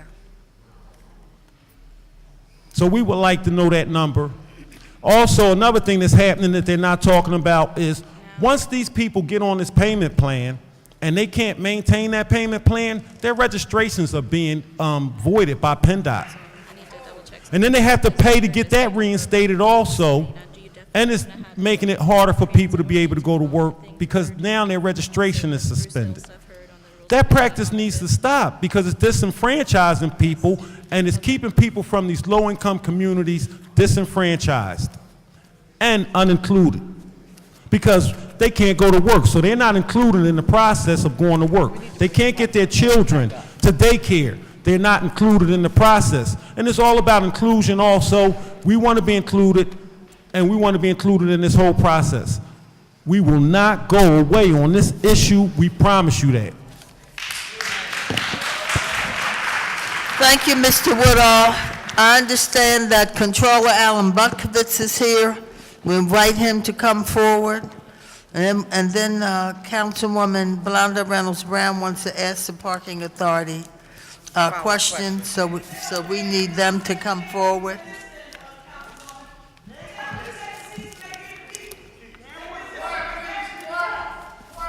Thank you. This is the controller, Alan Bukovitz, that we referenced earlier, who gave us important information. And so we say thank you, welcome, and please identify yourself for the record. And thank you for being Good afternoon, Chairman Blackwell, members of the Finance Committee. Thank you. The Councilman asked me today to look into the city's tax amnesty program that was sponsored by Councilman Krajewski back in 2009.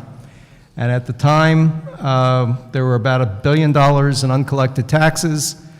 The collection was the city put in place an amnesty that was in effect for 45 days, which would have allowed people to pay their delinquent tax with forgiveness of the 100% of the penalties and 50% of the interest. It brought in excess of $40 million. It's just a philosophy question about whether that money would have come in eventually or not. This was modeled after a program in New Jersey which produced about $600 million in collections. I was very supportive of what Krajewski did. My view was it's theoretical whether or not it would have come in otherwise. One of the problems is that these things tend to pile up in the same way that payday loans do. You get a ticket from the parking authority. If you don't pay it within 15 days, then you go to the next level, and then after 30 days, and pretty soon you're paying several $100s on something that may have originated as a $25 ticket. So given the hardship with which the people who are impacted by this have in raising that kind of money, I think it would be more efficient to provide an opportunity periodically. Obviously, the whole theory of the amnesty is that people have to feel that it's only coming once in a blue moon, so that they don't wait for it, that you can keep them paying their fines along the way. But after a period of 7 or 10 years, I believe it worked on the tax collections. So. Thank you. Councilman Greenlee, you had a... Thank you, Madam Chair. Just one quick question, Mr. Bukovitz. If you know, I had asked this of the administration earlier. Do you know the percentage of people, or are there any record of percentage of people that were eligible to involve in that program that did? Am I making sense? Well, the city's records are just a mess. I mean, the whole idea that there's $1 billion in taxes owed to the city, I think, has finally been proven to be a fairy tale. Based on it being $1 billion, we thought 10% would come in. 4.5% came in. The work done by our office since that time has indicated that the real level of collectible unpaid taxes is more like $200 to $300 million, not $1 billion. It's kind of like the $1 billion in uncollected bail that turned out to be like $1 million. So. Now, the reason I ask that is when the school district and the administration was basing their numbers on the impact of this bill, and I know this is usual way to do it. They were basing it everybody would participate that could, which is obviously realistically not going to happen because some people may not be with us anymore that could participate. So I was just wondering even though it's a different program, I was wondering if there was any record of what roughly at least what percentage, but it sounds like there wasn't, so. No. Okay. All right, thank you. Thank you, Madam Chair. Thank you very much. We thank you. What you've proven is that there is a big difference between what is and what people think is, Right. or say is, and what they hold the public accountable for it, and it's just not there. And we thank you, Mr. Controller, Okay, for thank looking you. that up and for coming. Okay. One of my folks just gave me a copy of a resolution that happened during John Street's era, where they talked about $20 million for people who lost their license, and Mike Stack in Harrisburg looked that up. So there's an ongoing issue with the public being victimized by our authorities who charge them all this money. And he asked them, he urged John Street, the Commonwealth, to establish an amnesty program.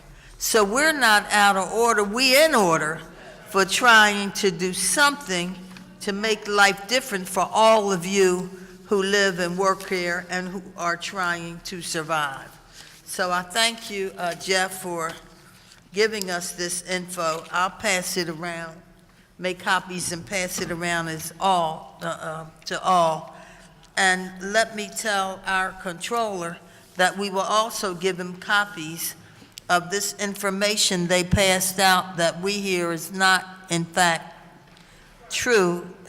And so we want the controller to look at it where they talk about this 18, what did they say?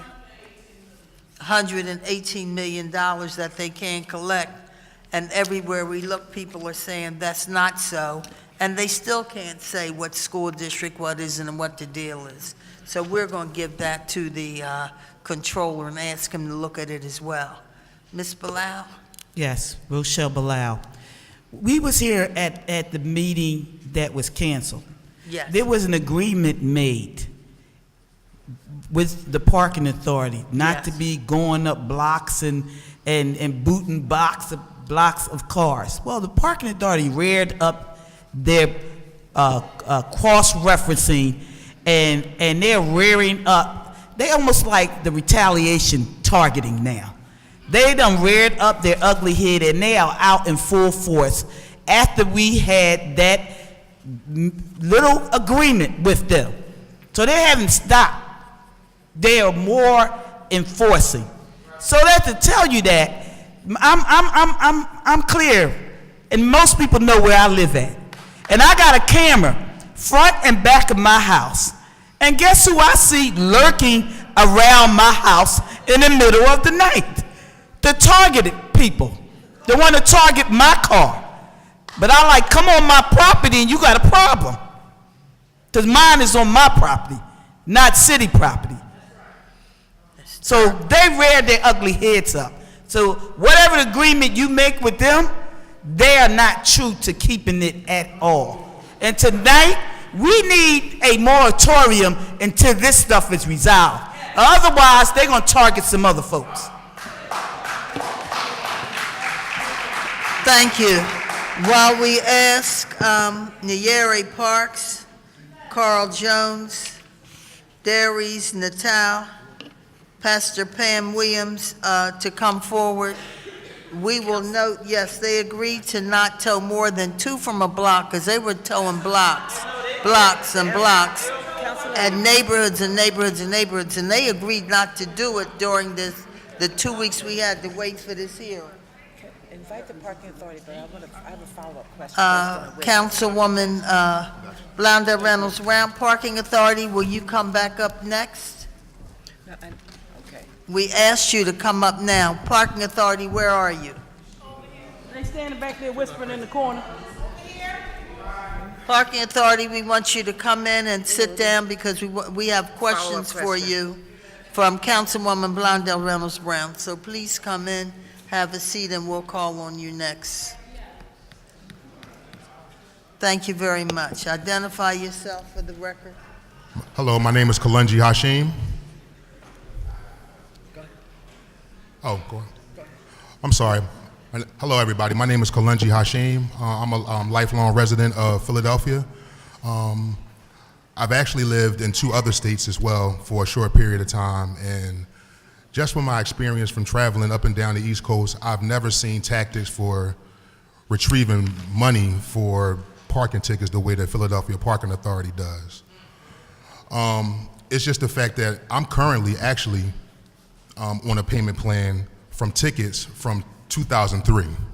And the thing is that, Councilwoman, you could look at my name. My name is not a typical name. It's not Michael Brown or something. It's an African/Islamic name. However, when I present my information, it's on my license, it's documented, it's spelled correctly. So with that being said, my car was booted in 2014 for tickets or whatever. So when my car was immobilized, you basically have to pay whatever you owe outstanding from whatever years it is before they release your vehicle. So at that time, when my car was released, I paid off everything that was under my name, to my knowledge, and they presented to me. During that time, they released my vehicle. I want to say 3 months ago, my car again, it was live stopped. So I went through the whole process due with my car being live stopped, going to traffic court on Spring Garden, paying them off, sitting in basically judge's chambers or whatever. That's basically going through the process due to get my car released. Lo and behold, before I'm able to leave the building, I have to see Big Bad PPA. And of course, they have tickets from 2003 that I supposedly owed for. I'm so flabbergasted the fact that it's $2,000 worth of tickets, but the thing is that I know for a fact in 2014, I paid off everything that was under my name, meaning that it shouldn't have been no other tickets under my name. I'm so flabbergasted about paying $2,000, I'm asking for questions. They can't bring in the right supervisor to provide me the information that I need. I leave. They just direct me to go down to 10th and Filbert the next day. So the next day, I happen to look at the paperwork as I'm leaving, they spelled my name wrong. So basically, I have tickets under my name, but it's spelled, 3 letters are missing out of my name. Now, this is a clerical error. This is not an error on my behalf, because when I sign my name correctly. What's on my state-issued ID is my name spelled correctly. However, this is a mistake on PPA's behalf. So with that being said, I go down to PPA the next day. They tell me, regardless of the fact that my car was, first they tried to tell me that my car wasn't booted in 2014, which was a lie because I presented the information that I had. I actually still had my paperwork from 3 years prior.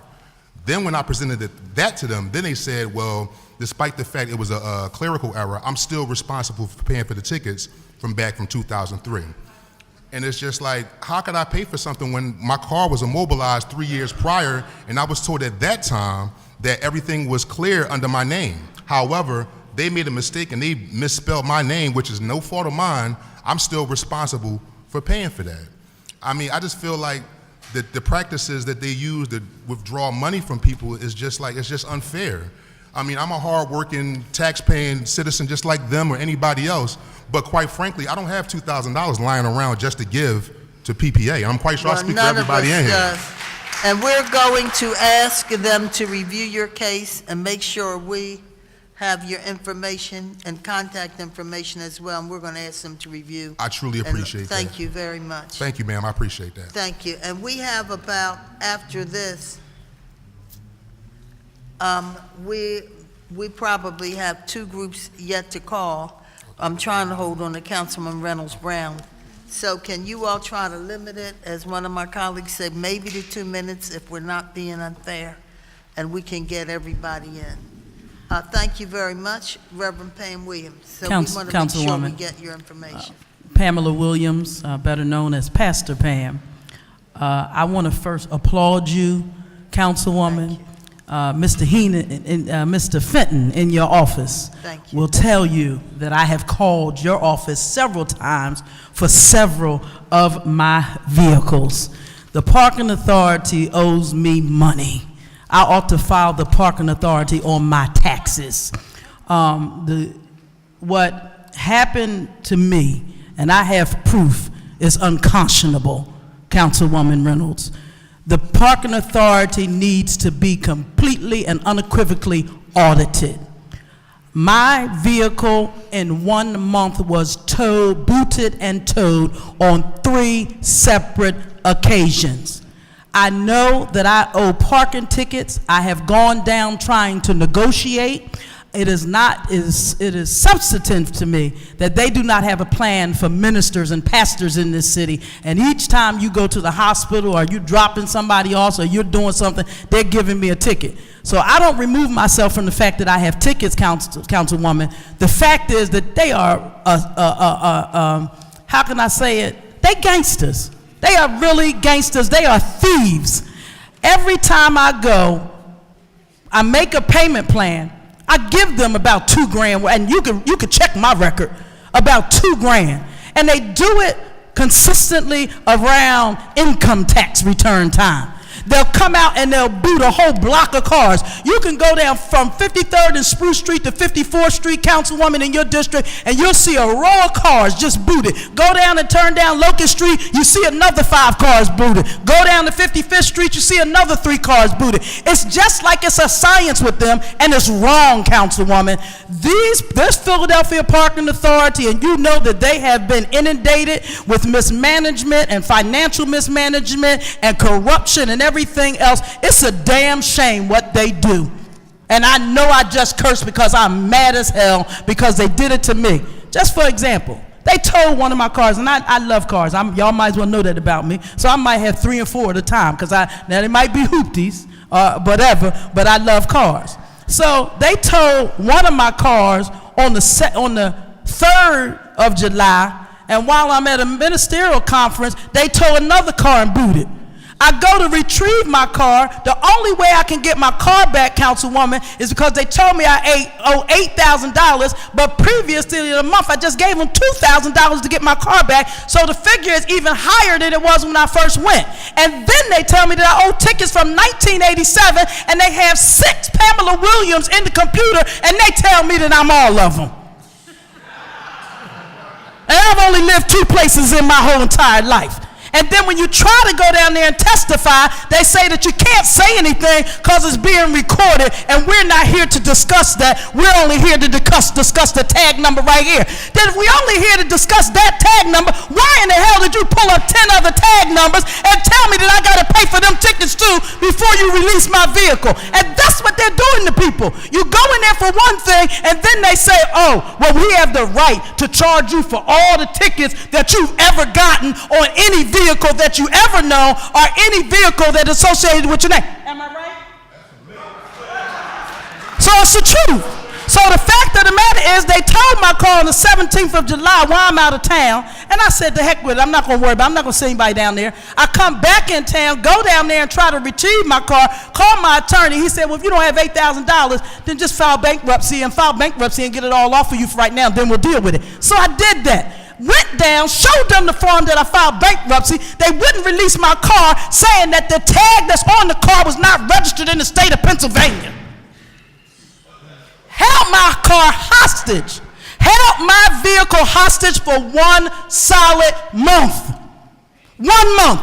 I had to go to the Pennsylvania State Police. I had to go to the Pacifico Ford dealer, and I had to wait to get a new tag. I asked them, well, if you're saying that my tag doesn't match, but it is registered in the state of Pennsylvania, why can't I tow my vehicle out? They told me I could not. Better yet, let me tell you why you need to audit them. And I have all my evidence right here. They sent me a letter in the mail after 30 days telling me that my vehicle would be towed within that 30-day period. And I want y'all to listen, because sometimes y'all councilmen don't care about what's affecting people, but I'm telling you, Councilwoman, you did a great thing now, because this one I got. Because they have taken 7 cars from me. 7. And they took one 2 weeks ago, and I was too weak and too depressed to fight it, but they took my vehicle from in front of my door that only had 2 tickets on it, but because they wanted my money, they took my vehicle. Sent me a letter and said that we want to let you know that your car was sold at auction. Oh my gosh. I asked them, could I go back? Now, I'm there at the parking authority on Essington Avenue trying to retrieve my vehicle. I asked them, can I go back and empty the items out of my vehicle? I'm standing there with a letter saying that they've sold my car at auction. I go back to get my stuff out of my vehicle and take pictures. My vehicle is sitting in the back. It has not been auctioned. That's why they need to be audited, because they sent me a letter that was a lie. So my thing here is, I know amnesty, and yes, you should do amnesty. You should. Because I got bills, I got things in here. I ain't never lived in some of these addresses, but they're holding it to my account, and they don't want to listen to you when you go down there. And then when you get indignant, they want to call the sheriff and put you out, and it's wrong. So I'm here today for the people, and I'm fighting because I've been through this, and it's wrong. It's a travesty. It's unfair. It's illegal. You can't hold my property, and you can't confiscate my property without a legal binding, and they didn't have a legal binding to hold it. So this is what happens in our city. And so I asked you to enter a moratorium against the Philadelphia Parking Authority, Mr. Henon. You don't need to ask for no all that stuff. They wrong. They don't have it. She's been there 27 years, and all due respect to her, if you can't come here prepared when somebody telling you they're going to pass a bill on you, then hell, you got a problem. When you ask me to come down to talk about my tax amnesty, I have to bring my ID, I have to bring my proof of income, I have to bring my utility bills, and I have to be ready to sit at the table to make a deal. They ain't ready. So we need a moratorium on them doing anything. Get them off the street. I don't care about them patronage jobs that they give people. That's wrong. They are walking our streets and they are stalking our citizens and they are creating a bad environment for people just for a doggone parking tickets. It's more guns we should be worrying about than some darn parking tickets. And then let me tell you, I want to just say this one thing to you, Councilwoman. $217,000 were collected in impoverished neighborhoods in Philadelphia by the Philadelphia Parking Authority, and only 8% were collected in communities with a median income of more than $70,000. And that needs to be examined because they're preying on poor, poverty, black and brown people in this city, and it needs to stop. So we need a moratorium. We need to shut the parking authority down from issuing tickets, boots, or towing, and auctioning off people's cars. And let me tell you, so y'all know this part too, Blondell, because you seem really interested. What you do is when they auction your car off at the auction centers, they got 4 auction centers, I think it's 3 or 4 across the city. So when they auction your car off, what they do is they have people at the auction who are people who go and resell your cars at dealerships. So it's a hustle, and you can't get a good deal or a good bid on a car because these people are there with pockets full of money who've already got the car that we're auctioning off a 2006 Mercedes, we're auctioning off a Tahoe, we're auctioning this off, and they're there ready. So even if me and my brothers want to go and try to get a car to recoup what we've lost, we can't even do it because we can't afford it because the gangsters already hooked up with other gangsters and they got it set up. So I leave this with you. If you need to know anything about what's going on with the parking authority, Pastor Pam is well equipped and well knowledgeable. Thank you. Thank you. Good afternoon, sir. Identify yourself.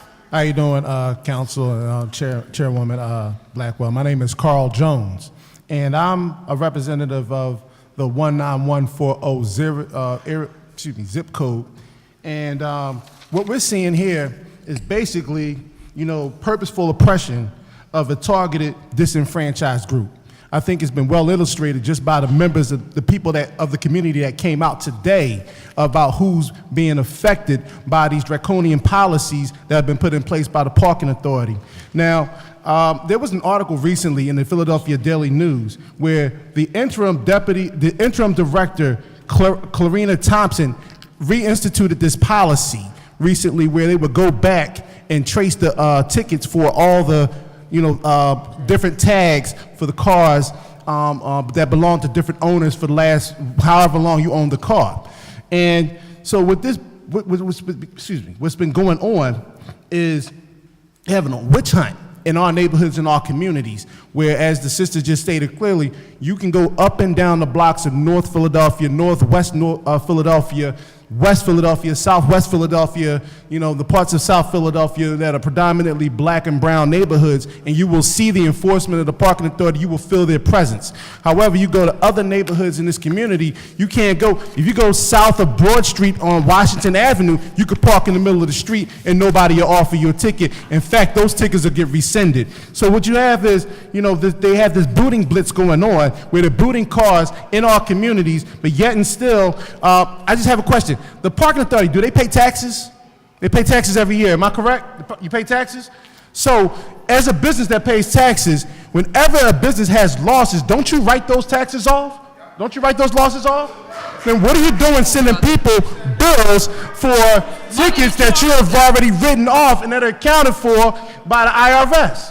See, so what you have here is a Ponzi scheme where they're doubling down on their money. And see, this is why they can't come forth and tell you about what's going on in their books, because they don't know what's been written off and what they're counting 2 times.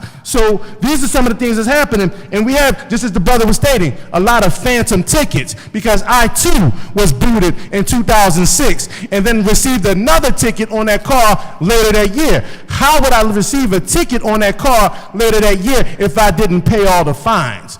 If I didn't get my car out, but yet and still I have tickets going back. Get this now. I called Parking Authority, and they told me that I had an open case from 1988. Now, I don't know how old I look to you, but I'm only 43 years old. In 1988, I was 14 years old. So where in the hell are these tickets coming from? And these phantom tickets that people are paying, and they're putting a burden on the taxpayers to show receipts when their corrupt systems are not being held accountable for all of the payments that have been made that's not showing up in their system because they may have misspelled somebody's name or because they may have written down the wrong number somehow. And so they're putting those things onto us. And what you're doing, you're talking about bringing these issues to the community. Bringing these issues to the community because supposedly this is about protecting the children in the school district.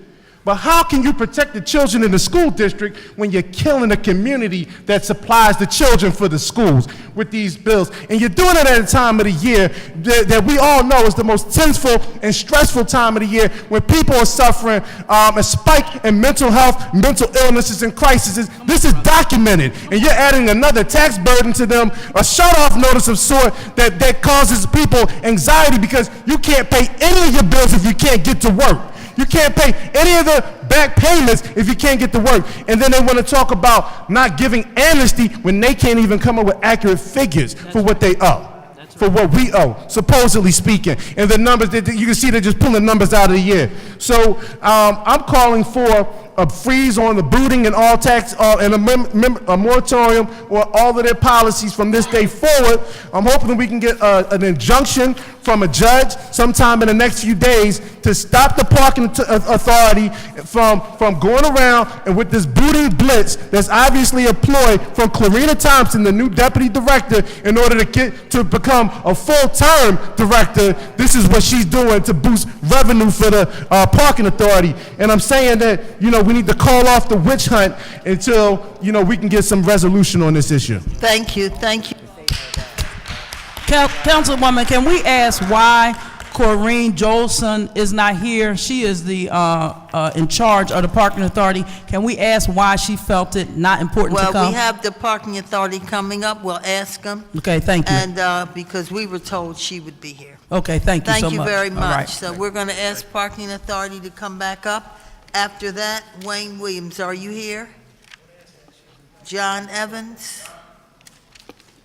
Kimberly Chapman, are you here? Robert William Dancy? All right, and then we'll have one more group and then we're done. Is Sarah Moore here? No Sarah Moore. Angela Smith? All right, you'll be the second group. Adam Roach? Roch, okay. Deborah Willis? Okay, and Robert Strout. No, I promise, I knew you had to go, I'm sorry. So those are the last two groups, and we thank you all for your patience. Councilwoman Reynolds Brown. Yes, good. I wanted to get some clarity or maybe some verification of statements made by the witnesses. What is the interface and/or relationship with PennDOT? PennDOT, whenever a vehicle is issued a parking violation, that plate is ran through PennDOT, which we call NCIC. So it's going to get the owner's name and address where that plate is registered. Okay. And in instances where you might find that a person's registration is not acceptable to you, what does the parking authority do? So if they run a plate and it comes back that plate is not registered, is that what you're asking?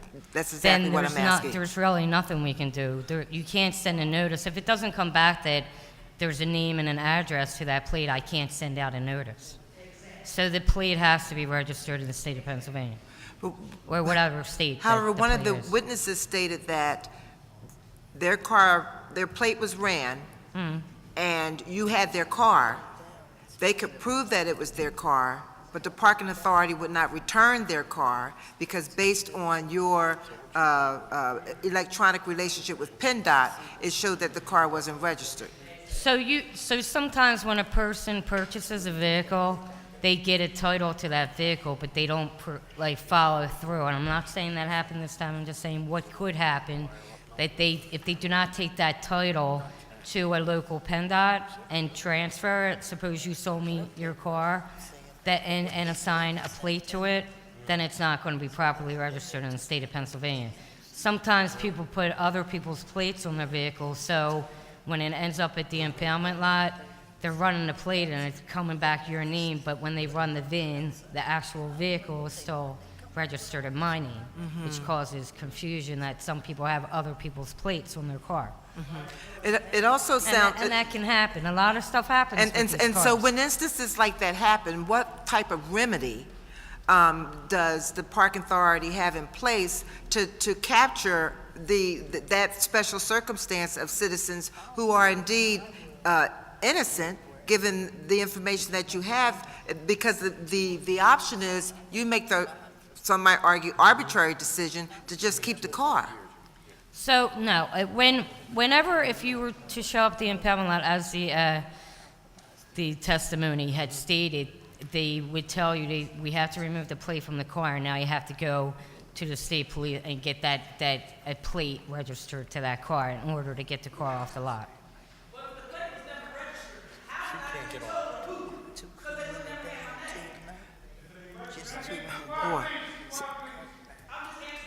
Yeah.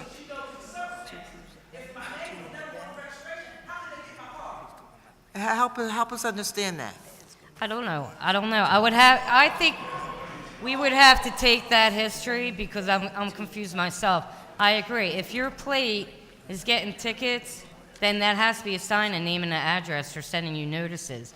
It wouldn't come up that they call it a plate that when a letter goes down and it's returned that owner doesn't exist, that doesn't get into the boot eligible status.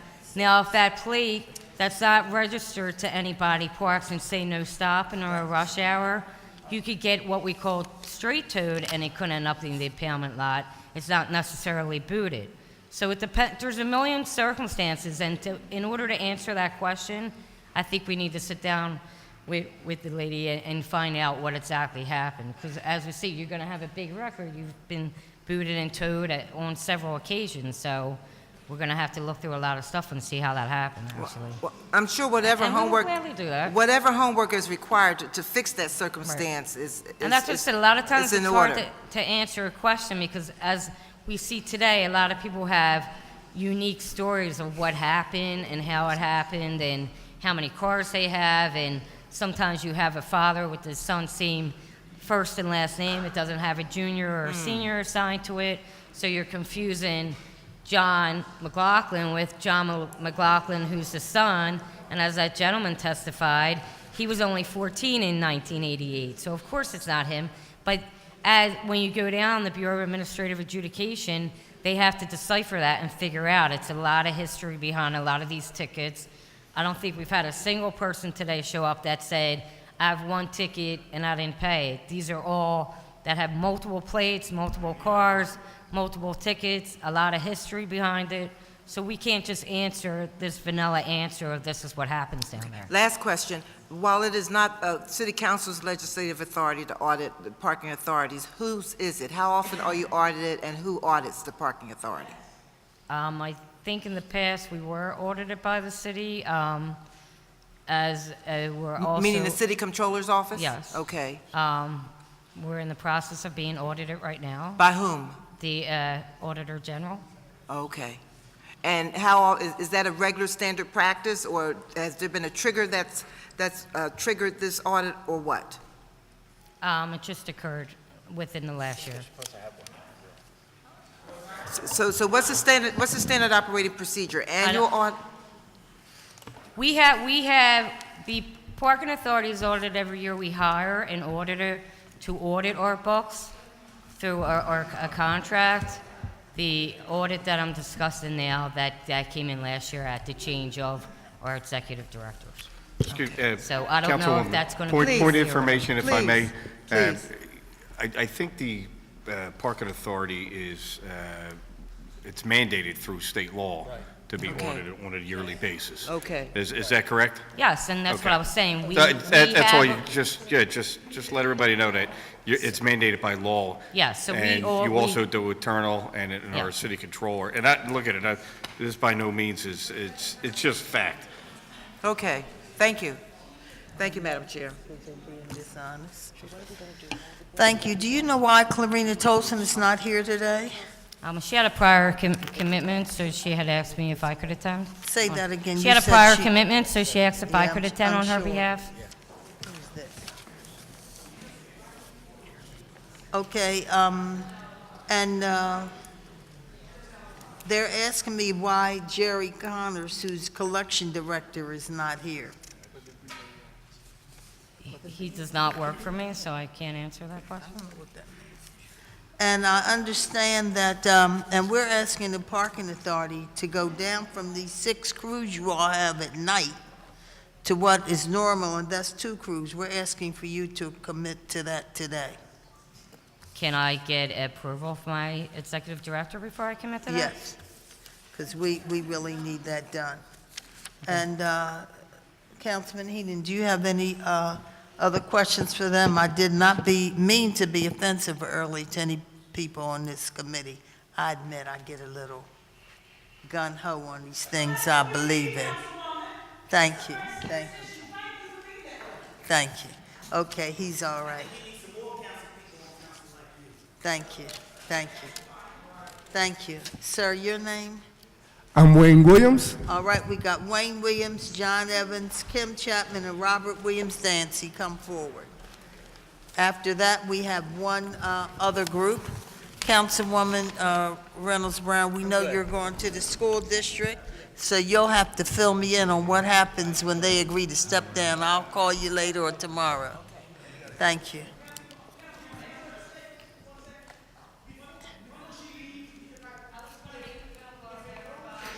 No, we're not asking the parking authority to go. We're saying Blondell Reynolds Brown, because she's going to the school district to represent us about the school reform commission stepping down. That has nothing to do with the parking authority. We're asking them to stay.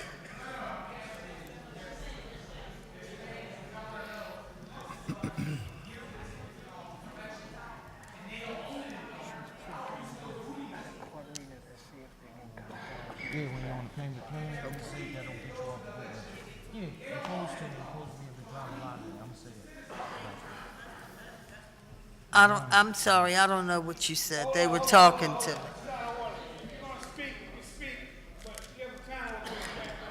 Or come up and ask the question. Come up and we'll get you next. All right, Mr. Wayne Williams. All right, come and have a seat and we'll get you next. Wayne Williams, begin. Good afternoon, Councilwoman. I want to thank you for convening this hearing, and Thank I want you. to thank Michelle Bilal for being a voice for the voiceless. And I'm going to be as quick as I can and say I want to add an amendment to this proposal today. Not only should there be the amnesty agreement, but for those people like myself who paid off an agreement from 1992 to be reimbursed, I want my money back. I went for a test at the hospital. When I came out, my car was gone, and I thought I had misplaced the car, forgot where I parked, when it actually was towed, and it just happened to be a new car, so I had a new car note. So when I went to pay the ticket off, they told me I owed a whole lot more money, and when I went from the parking authority to pick the car up, they had a totally different figure. So I had to take out exhaust a credit card, take out a loan, and then start working for Uber to pay the payments for our agreements. I think that's totally unfair for tickets from 1992. We're talking about a quality of life issues. It's not something that we took from the parking authority. We were parking on streets that were free, and they're charging us for parking on the streets. So we don't really owe them anything. It's just a matter of the city of brotherly love, showing brotherly love instead of a brotherly snub and sisterly rejection. These are quality of life issues, and we should not be gangsterized and held victim by the parking authority. So in addition to the amnesty, I think those people who paid tickets from 1900 or whatever should also be reimbursed. And that's my story in a nutshell. They ain't even hear you. She ain't even listen to you. She wasn't even listening yet.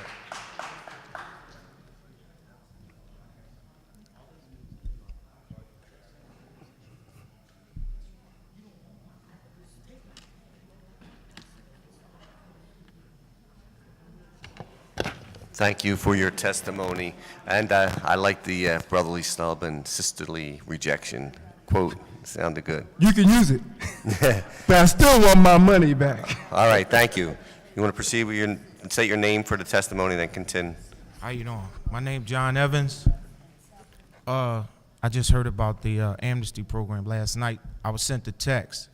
So I came down here at 12:30, 1 o'clock. I was trying to figure out what was going to be done, because I also had a run-in with PPA after coming out of prison in 2008. And it was a situation where they told me that I had $14,000 worth of tickets accumulated from 1993, all just from 1993. Now, I can remember back when I did have maybe 2-3 cars then, but parking tickets and the value of $14,000, I can't recall. So I attempted to resolve the issue with PPA by going down, if anybody listening to me. So I tried to resolve the issue by going down 8th and Spring Garden, and I talked with a few people, and I tried to, dispute everything regarding my issue, and I was told, get on a payment plan, XYZ. So I got on a payment plan in 2008, and I've been on a payment plan since 2008, but I've been back and forth to the penitentiary, which resulted in maybe another 6 years. And I've been home 33 days, and I still owe a debt of $12,000 to date. And I think that's totally ridiculous, and we can go back to 2008 and redispute how was it possible that I accumulated $14,000 worth of debt in the year 1993. That's basically, what I'm trying to explain. And so anything like regarding amnesty program, I just need to be a part of it, because I got a heavy debt on my head right now, just coming home again. And it's like, something needs to be done about this parking authority, because they've been reckless. I've seen a lot, heard a lot, and it's like something needs to be done. So I'm grateful if anything y'all could do regarding the people of Philadelphia, regarding these personal issues. Thank you. Thank you. Thank you for your testimony. Please proceed. State your name for the record. My name is Robert Stoughton, okay? And like most of the people here who are citizens, I believe I'm here because there's a problem with the parking authority. We don't need to go over the specifics. I have a whole litany of specifics that people in the council, some of them are aware, and they look at me and go, I don't have an answer. The bottom line is, I've been talking to the Philadelphia Parking Authority for weeks, and I can't even get a firm number to pay the bill, and my cars are on the boot list. I had to bring a scooter from Florida so I could be here.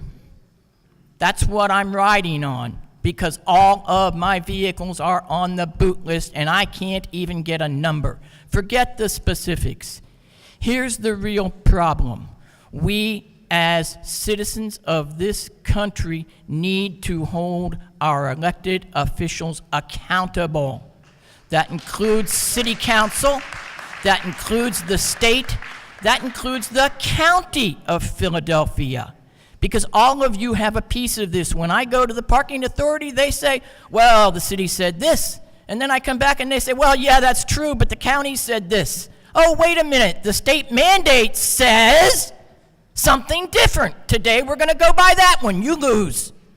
We just go around and round and round and round and round until the people of this country stand up and hold their elected officials accountable. These types of things are going to go on. Council set this system up with the state of Pennsylvania, and the system is the problem.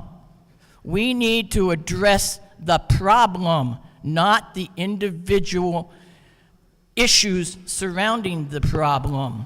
I'm just going to have to interrupt to correct a kind of misunderstanding that you have. The state took over our parking authority the same as they took over our school district. Good for them. So the problem that we have is that no one that you elect, no one in this city is really accountable to you, and we need to get back our parking authority because they are just a entity that's trying to make money and sending it to other parts of the state, for example. So I did introduce a bill, by the way, to take it back. Thank you. And I think it will probably Because be that's- revived at this That's point in time. exactly what I'm trying to address. I may have been specifically off base, but I don't feel that I'm wrong. We in this country, we are failing as citizens to hold our elected officials accountable, and it starts on our blocks, in our wards, in our council. If we can't solve the problems with the parking authority, with our school districts, how can we have the moral authority to have a foreign policy in this world that makes sense? It starts at the bottom. And we as individuals need to stand up. And I want to thank council for having this hearing and this meeting, because what you referred to is exactly where the problem really stems from. And that's why what you're talking about is why all these people go down there and all they get is go this way, go that way, go this way, come back again. The bottom line is a month plus in, I can't even pay the bill if I wanted to. And they have tickets against me for vehicles I never owned, a plate that was stolen. Why do they not have a responsibility to look at the plate, look at the car, and go, oh, it doesn't match, and find out the plate's stolen? No, I reported the plate stolen. They still write a ticket. I get the thing when I'm in bed from an injury, 22/7 for months. Nothing got done personally. All this stuff goes by me. Now they're telling me it's too late, and I have a ticket for a car I never owned, a ticket against a plate that was stolen, and 3 tickets against a car that I had already sold. I don't get it. And the problem starts because of exactly what you referred to. There's too many authorities directing traffic, so to speak, and the citizens are getting beat up. And until the citizens stand up and solve the problem through people like you, through our council, and work with you respectfully, honestly, and sincerely, we'll never solve these problems. Like I said, I have a litany of things that went wrong. There's no sense bringing you the specifics. You've heard all the specifics. We need to restructure this so it stops happening. I want to thank you again, and thank you for the information that you gave me, sir. I was remiss. I don't think I was totally off base, but I was off target a little bit. And I appreciate your efforts, particularly Ms. Blackwell and a few others who are aware specifically of what I'm going through. But what am I supposed to do? I can't drive my cars, and I can't get the number. But anyway, I thank you, and I hope that your efforts do achieve something. Thank you. And anybody whose individual case we need to check on, make sure, where's John? This is John Fenton. Make sure he has your name and number, and we'll check on your case individually. Okay? All righty. Gotcha.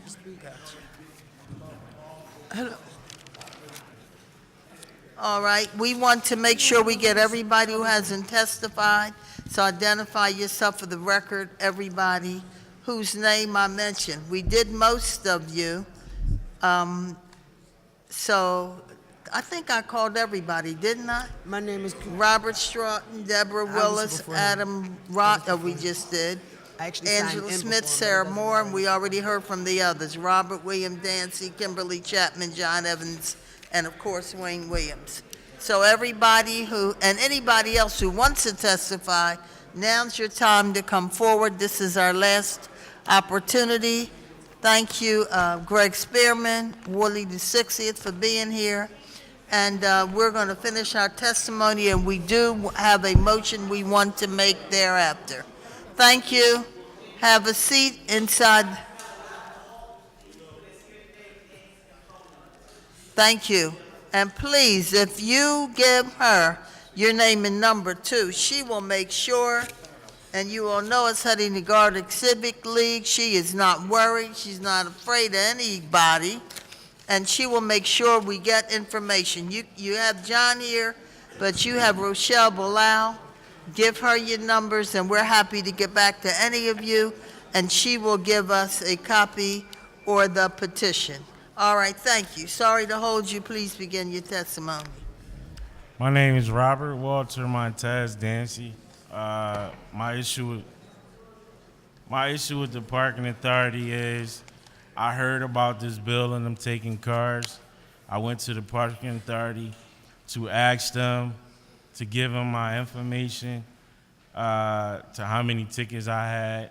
They told me I need my license, my birth certificate, and everything. So I went back and gave them my license and my birth certificate. They gave me a three pages of paper. Only out of all these names on here, only 10 of them is my name. And they trying to tell me that I owe them for every person by the name of Dancy or Robert W, whatever, or whatever, that lived in my address. I have to pay for all these tickets in order to get my car off the boot and tow list. Just like she said, I'm not responsible for anything that's not my name. But this paper still states that none of these names are mine, but 10 of them, and they still trying to make me pay.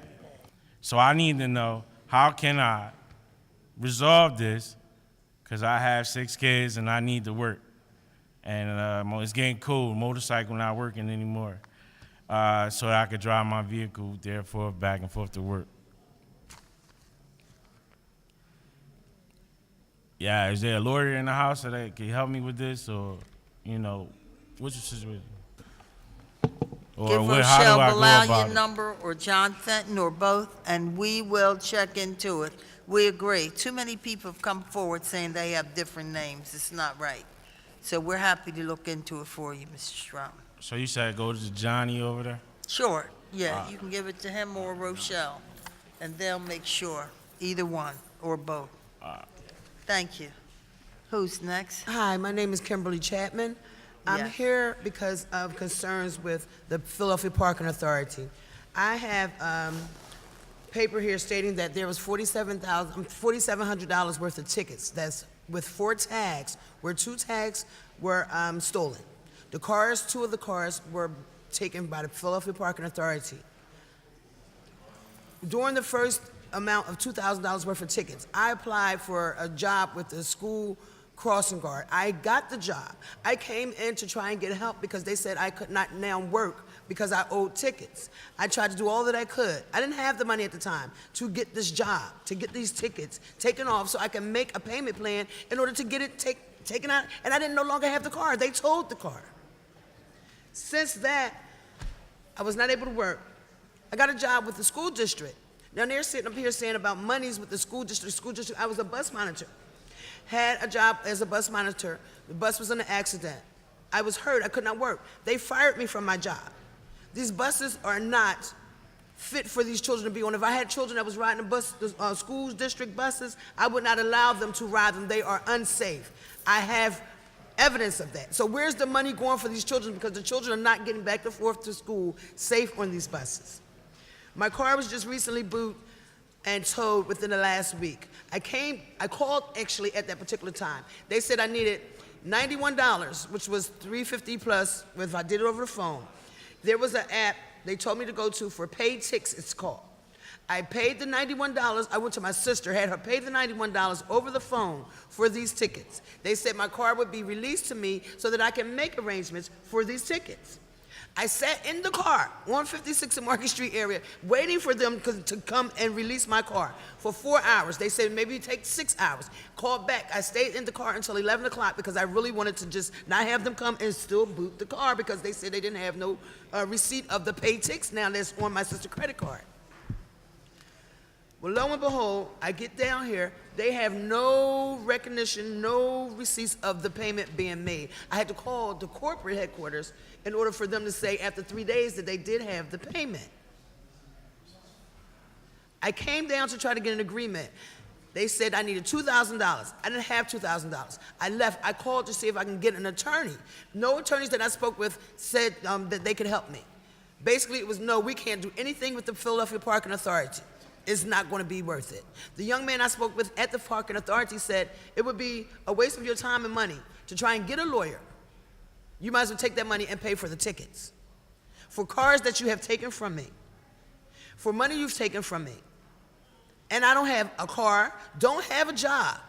And my car is booted and towed. Now, mind you, I have half of a certain percentage of the monies, which they asked for 75%. It wasn't 50% that they wanted of the $4,000. I didn't have it. For the next day, they told me to come in.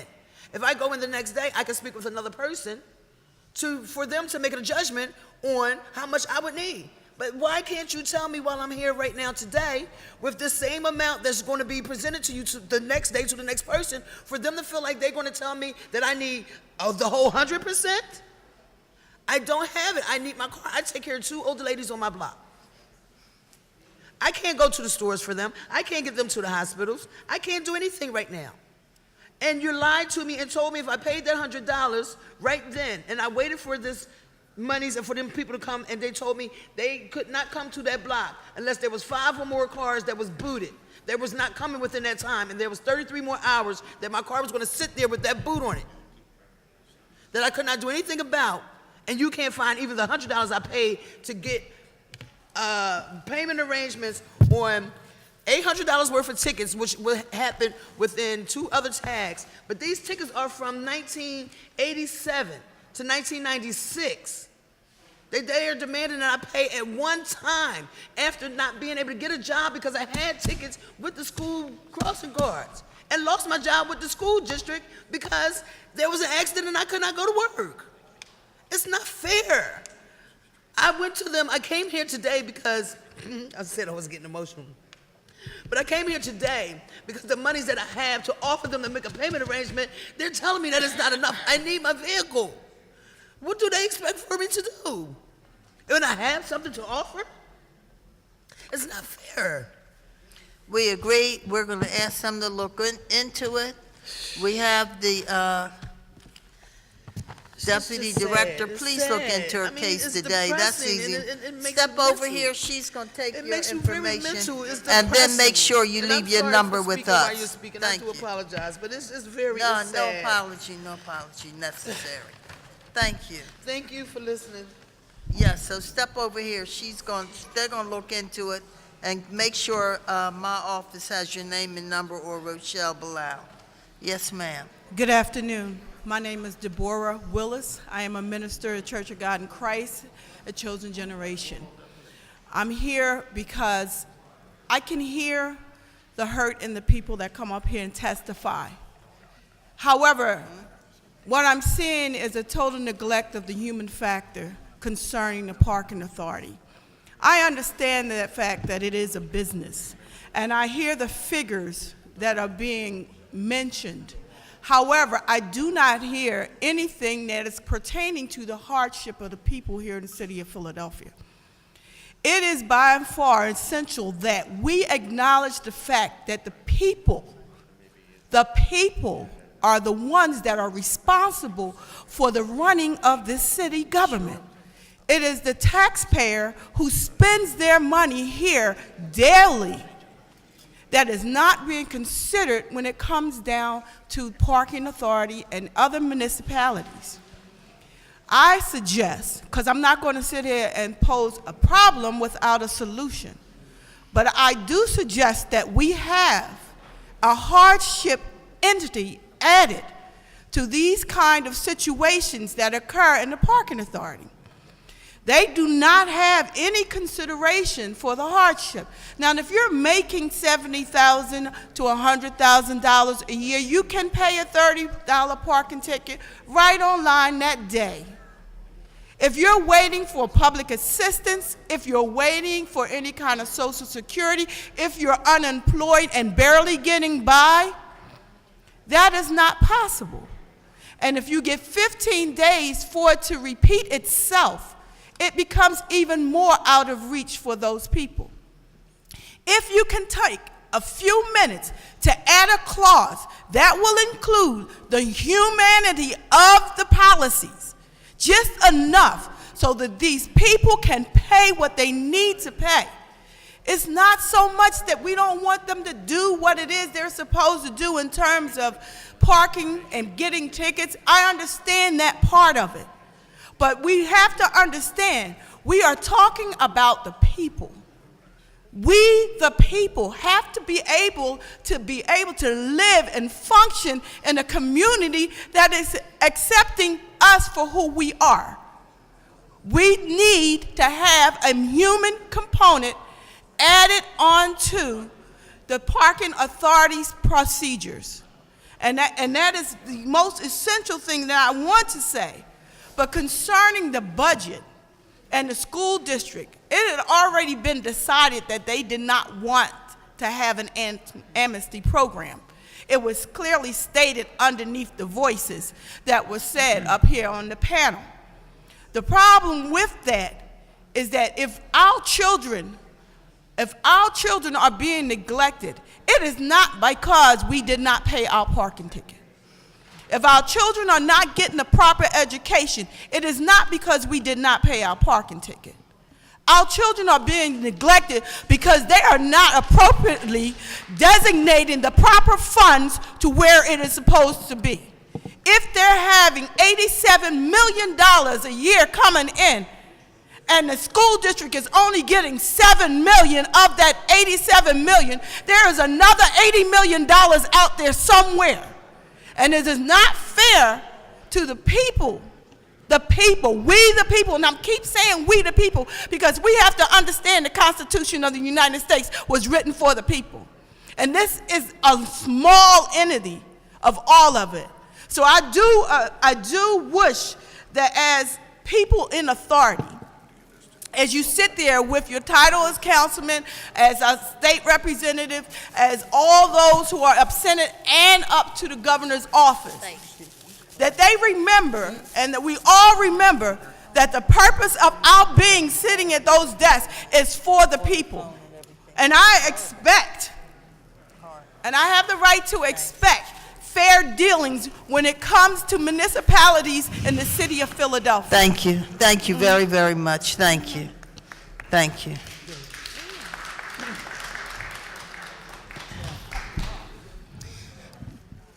Good afternoon, Council. My name is Angela M. Smith. I am committee person, 10th Division, 61st Ward, 19120 zip code.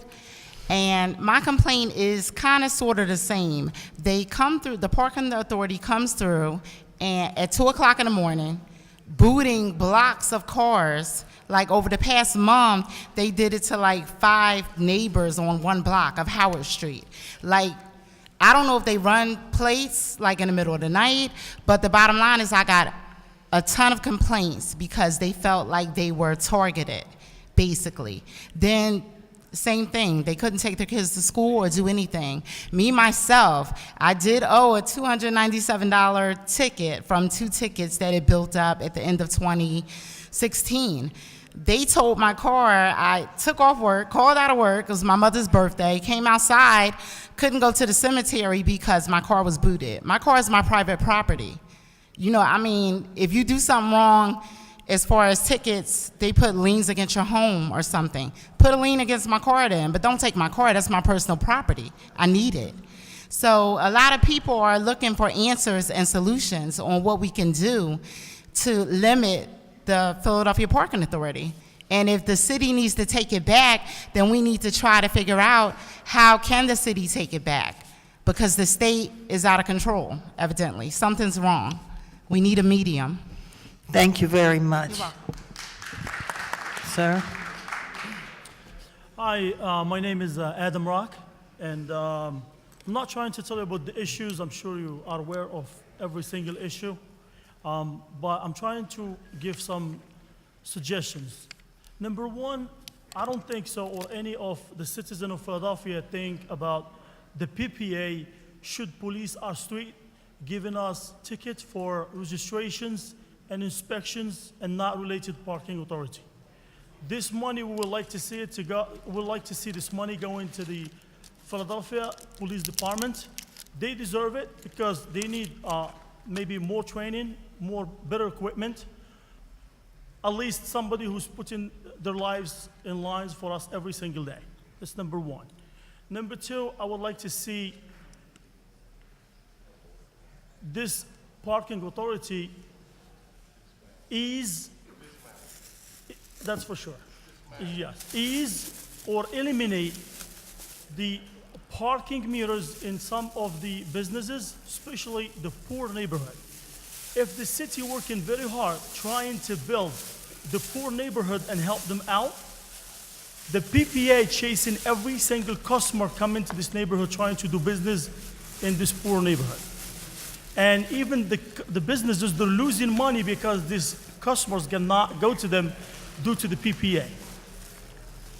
Now I'm gonna talk about the amnesty. If it is a real amnesty they're talking about, they should waive every single ticket for the past year for every single Philadelphian. And for one reason only, because they don't owe us anything. They destroy us, they terrorize us, they rob us. That's mean for them, if they give up whatever people owe for the tickets before, that's called amnesty. And for me as a business person, this amnesty they come up with, it's another way to get their money fast and in a short time, because they couldn't wait anymore, because they couldn't get it. Because if they could get this money before, they would not give us any amnesty. PPI, they don't believe in amnesty, and they don't believe in humanity. They don't have heart. They don't know anything about amnesty. This means they should not be asking anyone to pay for 24 or 40 months. They're not a credit cards. Didn't give us any money. Even the credit cards, they have a statute of limitation, maybe 7 years. They don't call you, they don't come after you anymore. They didn't get, they kicked us off the street. They did not allow us to go to our center city and enjoy. They kicked the college students from enjoying the city because they can't afford the ticket. And they kicked the visitors, the taxpayers spend too much money to bring here by promoting Philadelphia. What's the PPA doing? It's chasing them away because giving them ticket and destroying and ruining their vacation. And one more thing, and if the PPA allowing themselves to park in the wrong and illegal spot to do their business and give ticket to the citizens of Philadelphia, why they're not allowing other contractors and somebody else doing business in Philadelphia to park somewhere to get their job done? They need to pay for the meter also because they're making money. And by them blocking a meter and another person who's doing a job in Philadelphia cannot park because he's taking it and he's not paying for it, it doesn't make no sense. Says it doesn't make no sense. And thank you. Thank you. These are the last two people who are here to testify. Thank you. Good afternoon. My name is Tyrone Barber. I'm really not going to drag this out because I know it's been late. I just have a few questions. The main question is, if after a few years, Parking Authority sells your tickets to a collection agency, how do they then go back behind you and boot you for the same tickets? If they no longer own them, how do they boot you? Okay. They're listening, so we'll have them answer that question. Excuse me?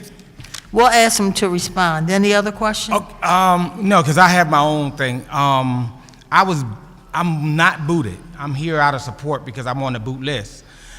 Parking Authority told me they wouldn't talk to me, basically, because they don't have my vehicle. So they don't want to talk to people unless they have your vehicle and they can extort you out of your money. I tried to make arrangements with them before they got my vehicle, and they basically told me, we can't talk to you. Okay, we'll have, they're listening.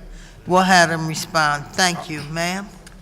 Hi, my name's Lenore Sears. As a disabled person, one of the problems that I have is the kiosks are located very far away from the disabled parking spaces. So sometimes I have gotten tickets because I couldn't get to the kiosk on time. And I did get a boot one time, and I said, well, I'll go ahead and pay the fines. And I was prepared to pay maybe the $200 for the legitimate tickets. But when I got there, they went back to 1991 on every single vehicle I had owned. And back in 1991, as I'm sure you probably remember, during the crack epidemic, and I was married to, my husband was a crack addicted person. And he ran up every vehicle that we had at that time and got tickets. And by the time they added up all the tickets that he had, they ran up to like $8,000. In order for me to get my vehicle out of impound, I had to pay close to $8,000. And most of those tickets were in collections. So I had to scrape up all this money. And mind you, I'm disabled.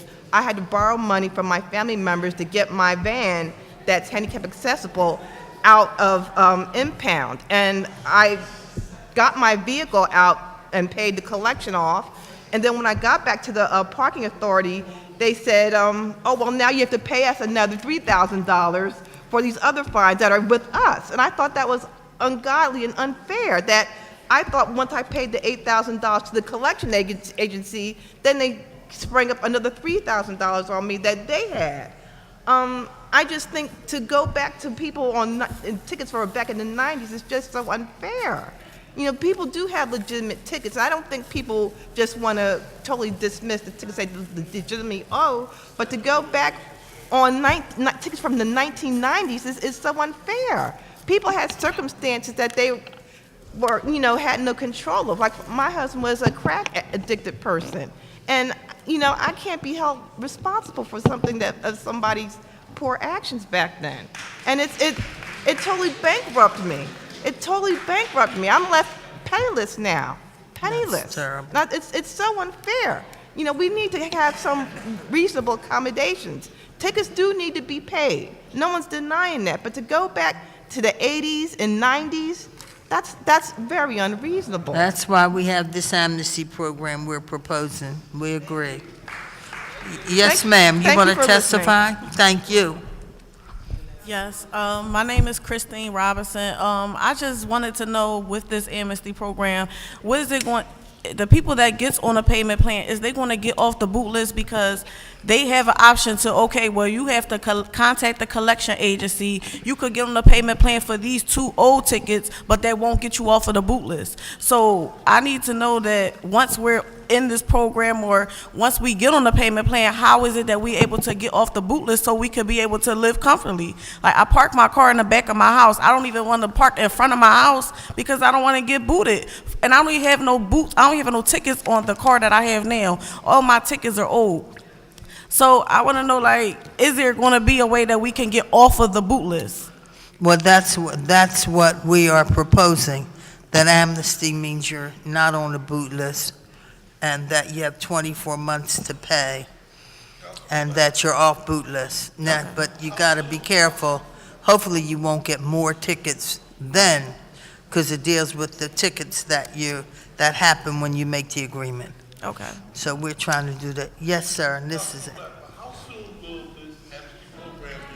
How soon, I'm sorry, you got to give your name and number. I mean, name and, you have to come to the mic, she can't hear you. And this is it.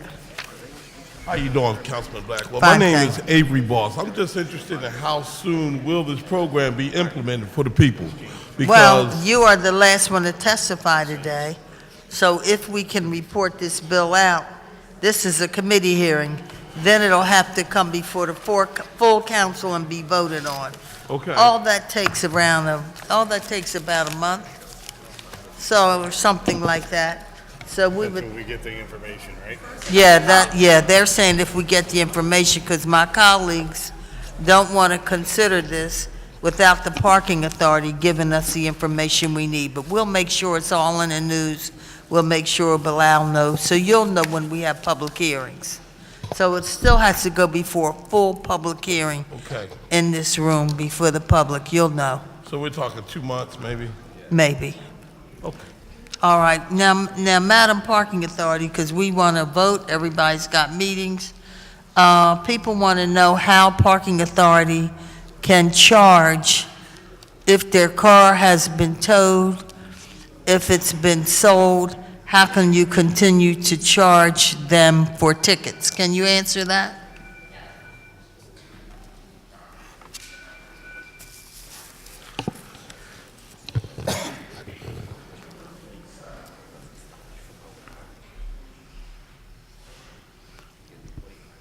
So normally when a vehicle is towed or booted, so suppose you park on rush hour, you're going to get a $76 parking ticket plus the $175 tow fee. Every day that the vehicle sits at the impoundment lot, it's $30.72 of storage each day. We usually sell the car within 23 to 30 days of being at the impoundment lot.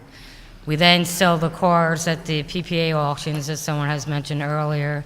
Sometimes the vehicle is only sold for $300. If it's a 1992, maybe Datsun, it's not going to go for a lot.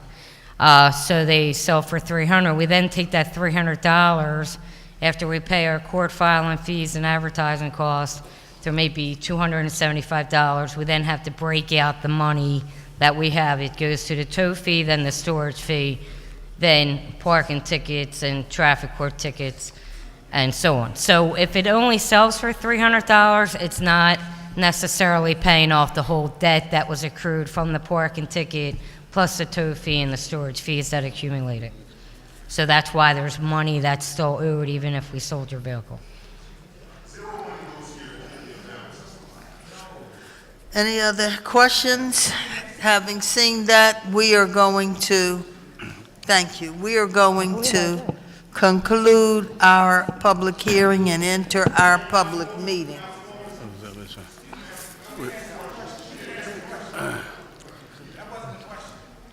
Can you?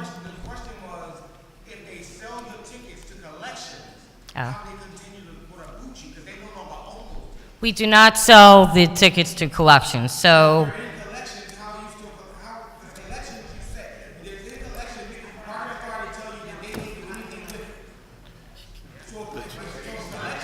Sir, he said they don't sell their tickets to a collection agency. Madam Chair. The- Madam Chair, can I? yes, Point of please. information, point of information. May I- Ms. O'Connor, if I could just ask you, do you sell tickets to a collection agency? Do a collection agency collect any of your violations? collection agencies collect tickets, but we do not sell the file. We still own the file. So if you have parking tickets, like I said earlier, we have subcontractors that go and try to collect. When a ticket's over 4 years old, follow me? Meanwhile, it's still my file, so that over 4 years old So you still have jurisdiction, I guess It's is still the question. boot eligible, You and still if have you're- yes. jurisdiction, even though you have a collection agency working for you to try to collect the money. So that's why you can still take action, because you still have jurisdiction. You didn't sell the car or the right to it. Correct. Okay, fine. Okay. So that means he could have a bill from you and the agency. Is that correct? It's not, you'll get a notice from that agency. It's not a So bill. you get a It's not- it's notice not- from a collection agency plus you. That's what he's It's complaining not, about. you're not getting double billed. You don't owe double amount of money. It's the same. That's, it sounds like you're saying that he can get a bill from a ticket agency who has his tickets and a bill from you for the car. Normally, when a collection agency has that file, the collection agency is going to send the notices to the individual. Meanwhile, your file is still, if you have more than 3 parking or red light tickets, you're still going to be in a boot eligible file.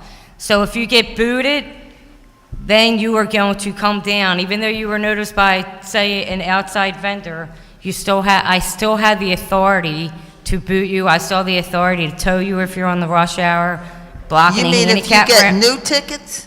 No. I don't understand.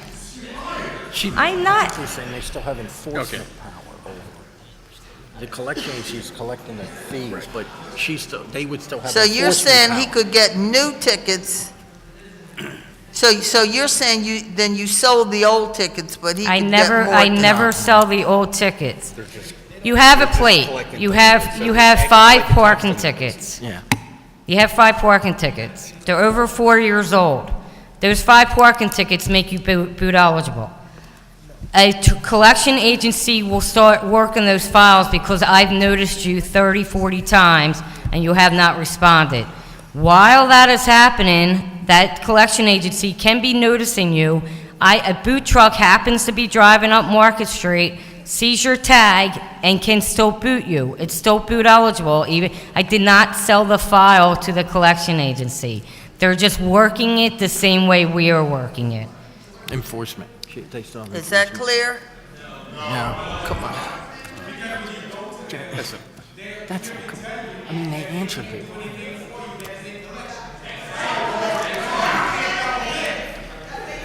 The parking authority is saying, and my colleagues can explain it better if I can, that they also hire people to collect your ticket money. They can collect it, or the people they hire can collect it. So you could have a couple people out there looking for you. Plus, Madam Chair, if I could just Yes. add, but and Ms. O'Connor, if I'm saying this right, the parking authority still has enforcement power. So if a car is there, it's still bootable by a parking authority, even if the collection agency is trying to collect the money. Is that correct? Did I say it right? Okay. All right. Okay. Sir, you need to come up.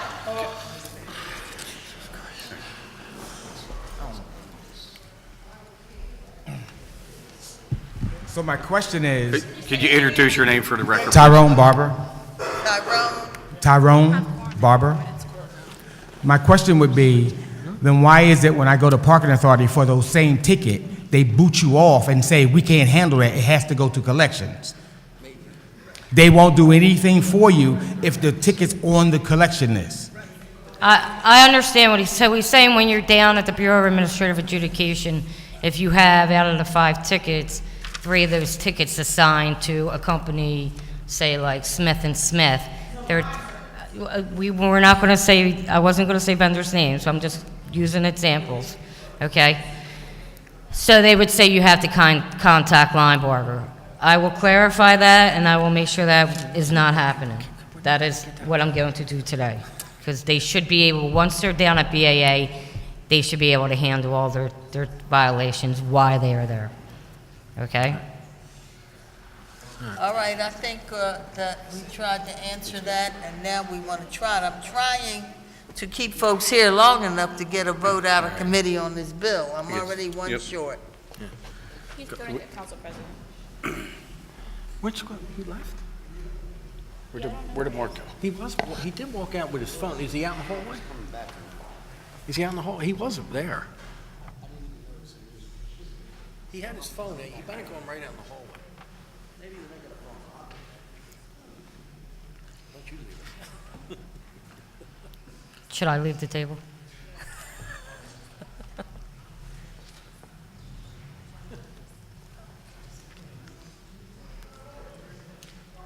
I'm hoping that we can get this bill. Who? Who's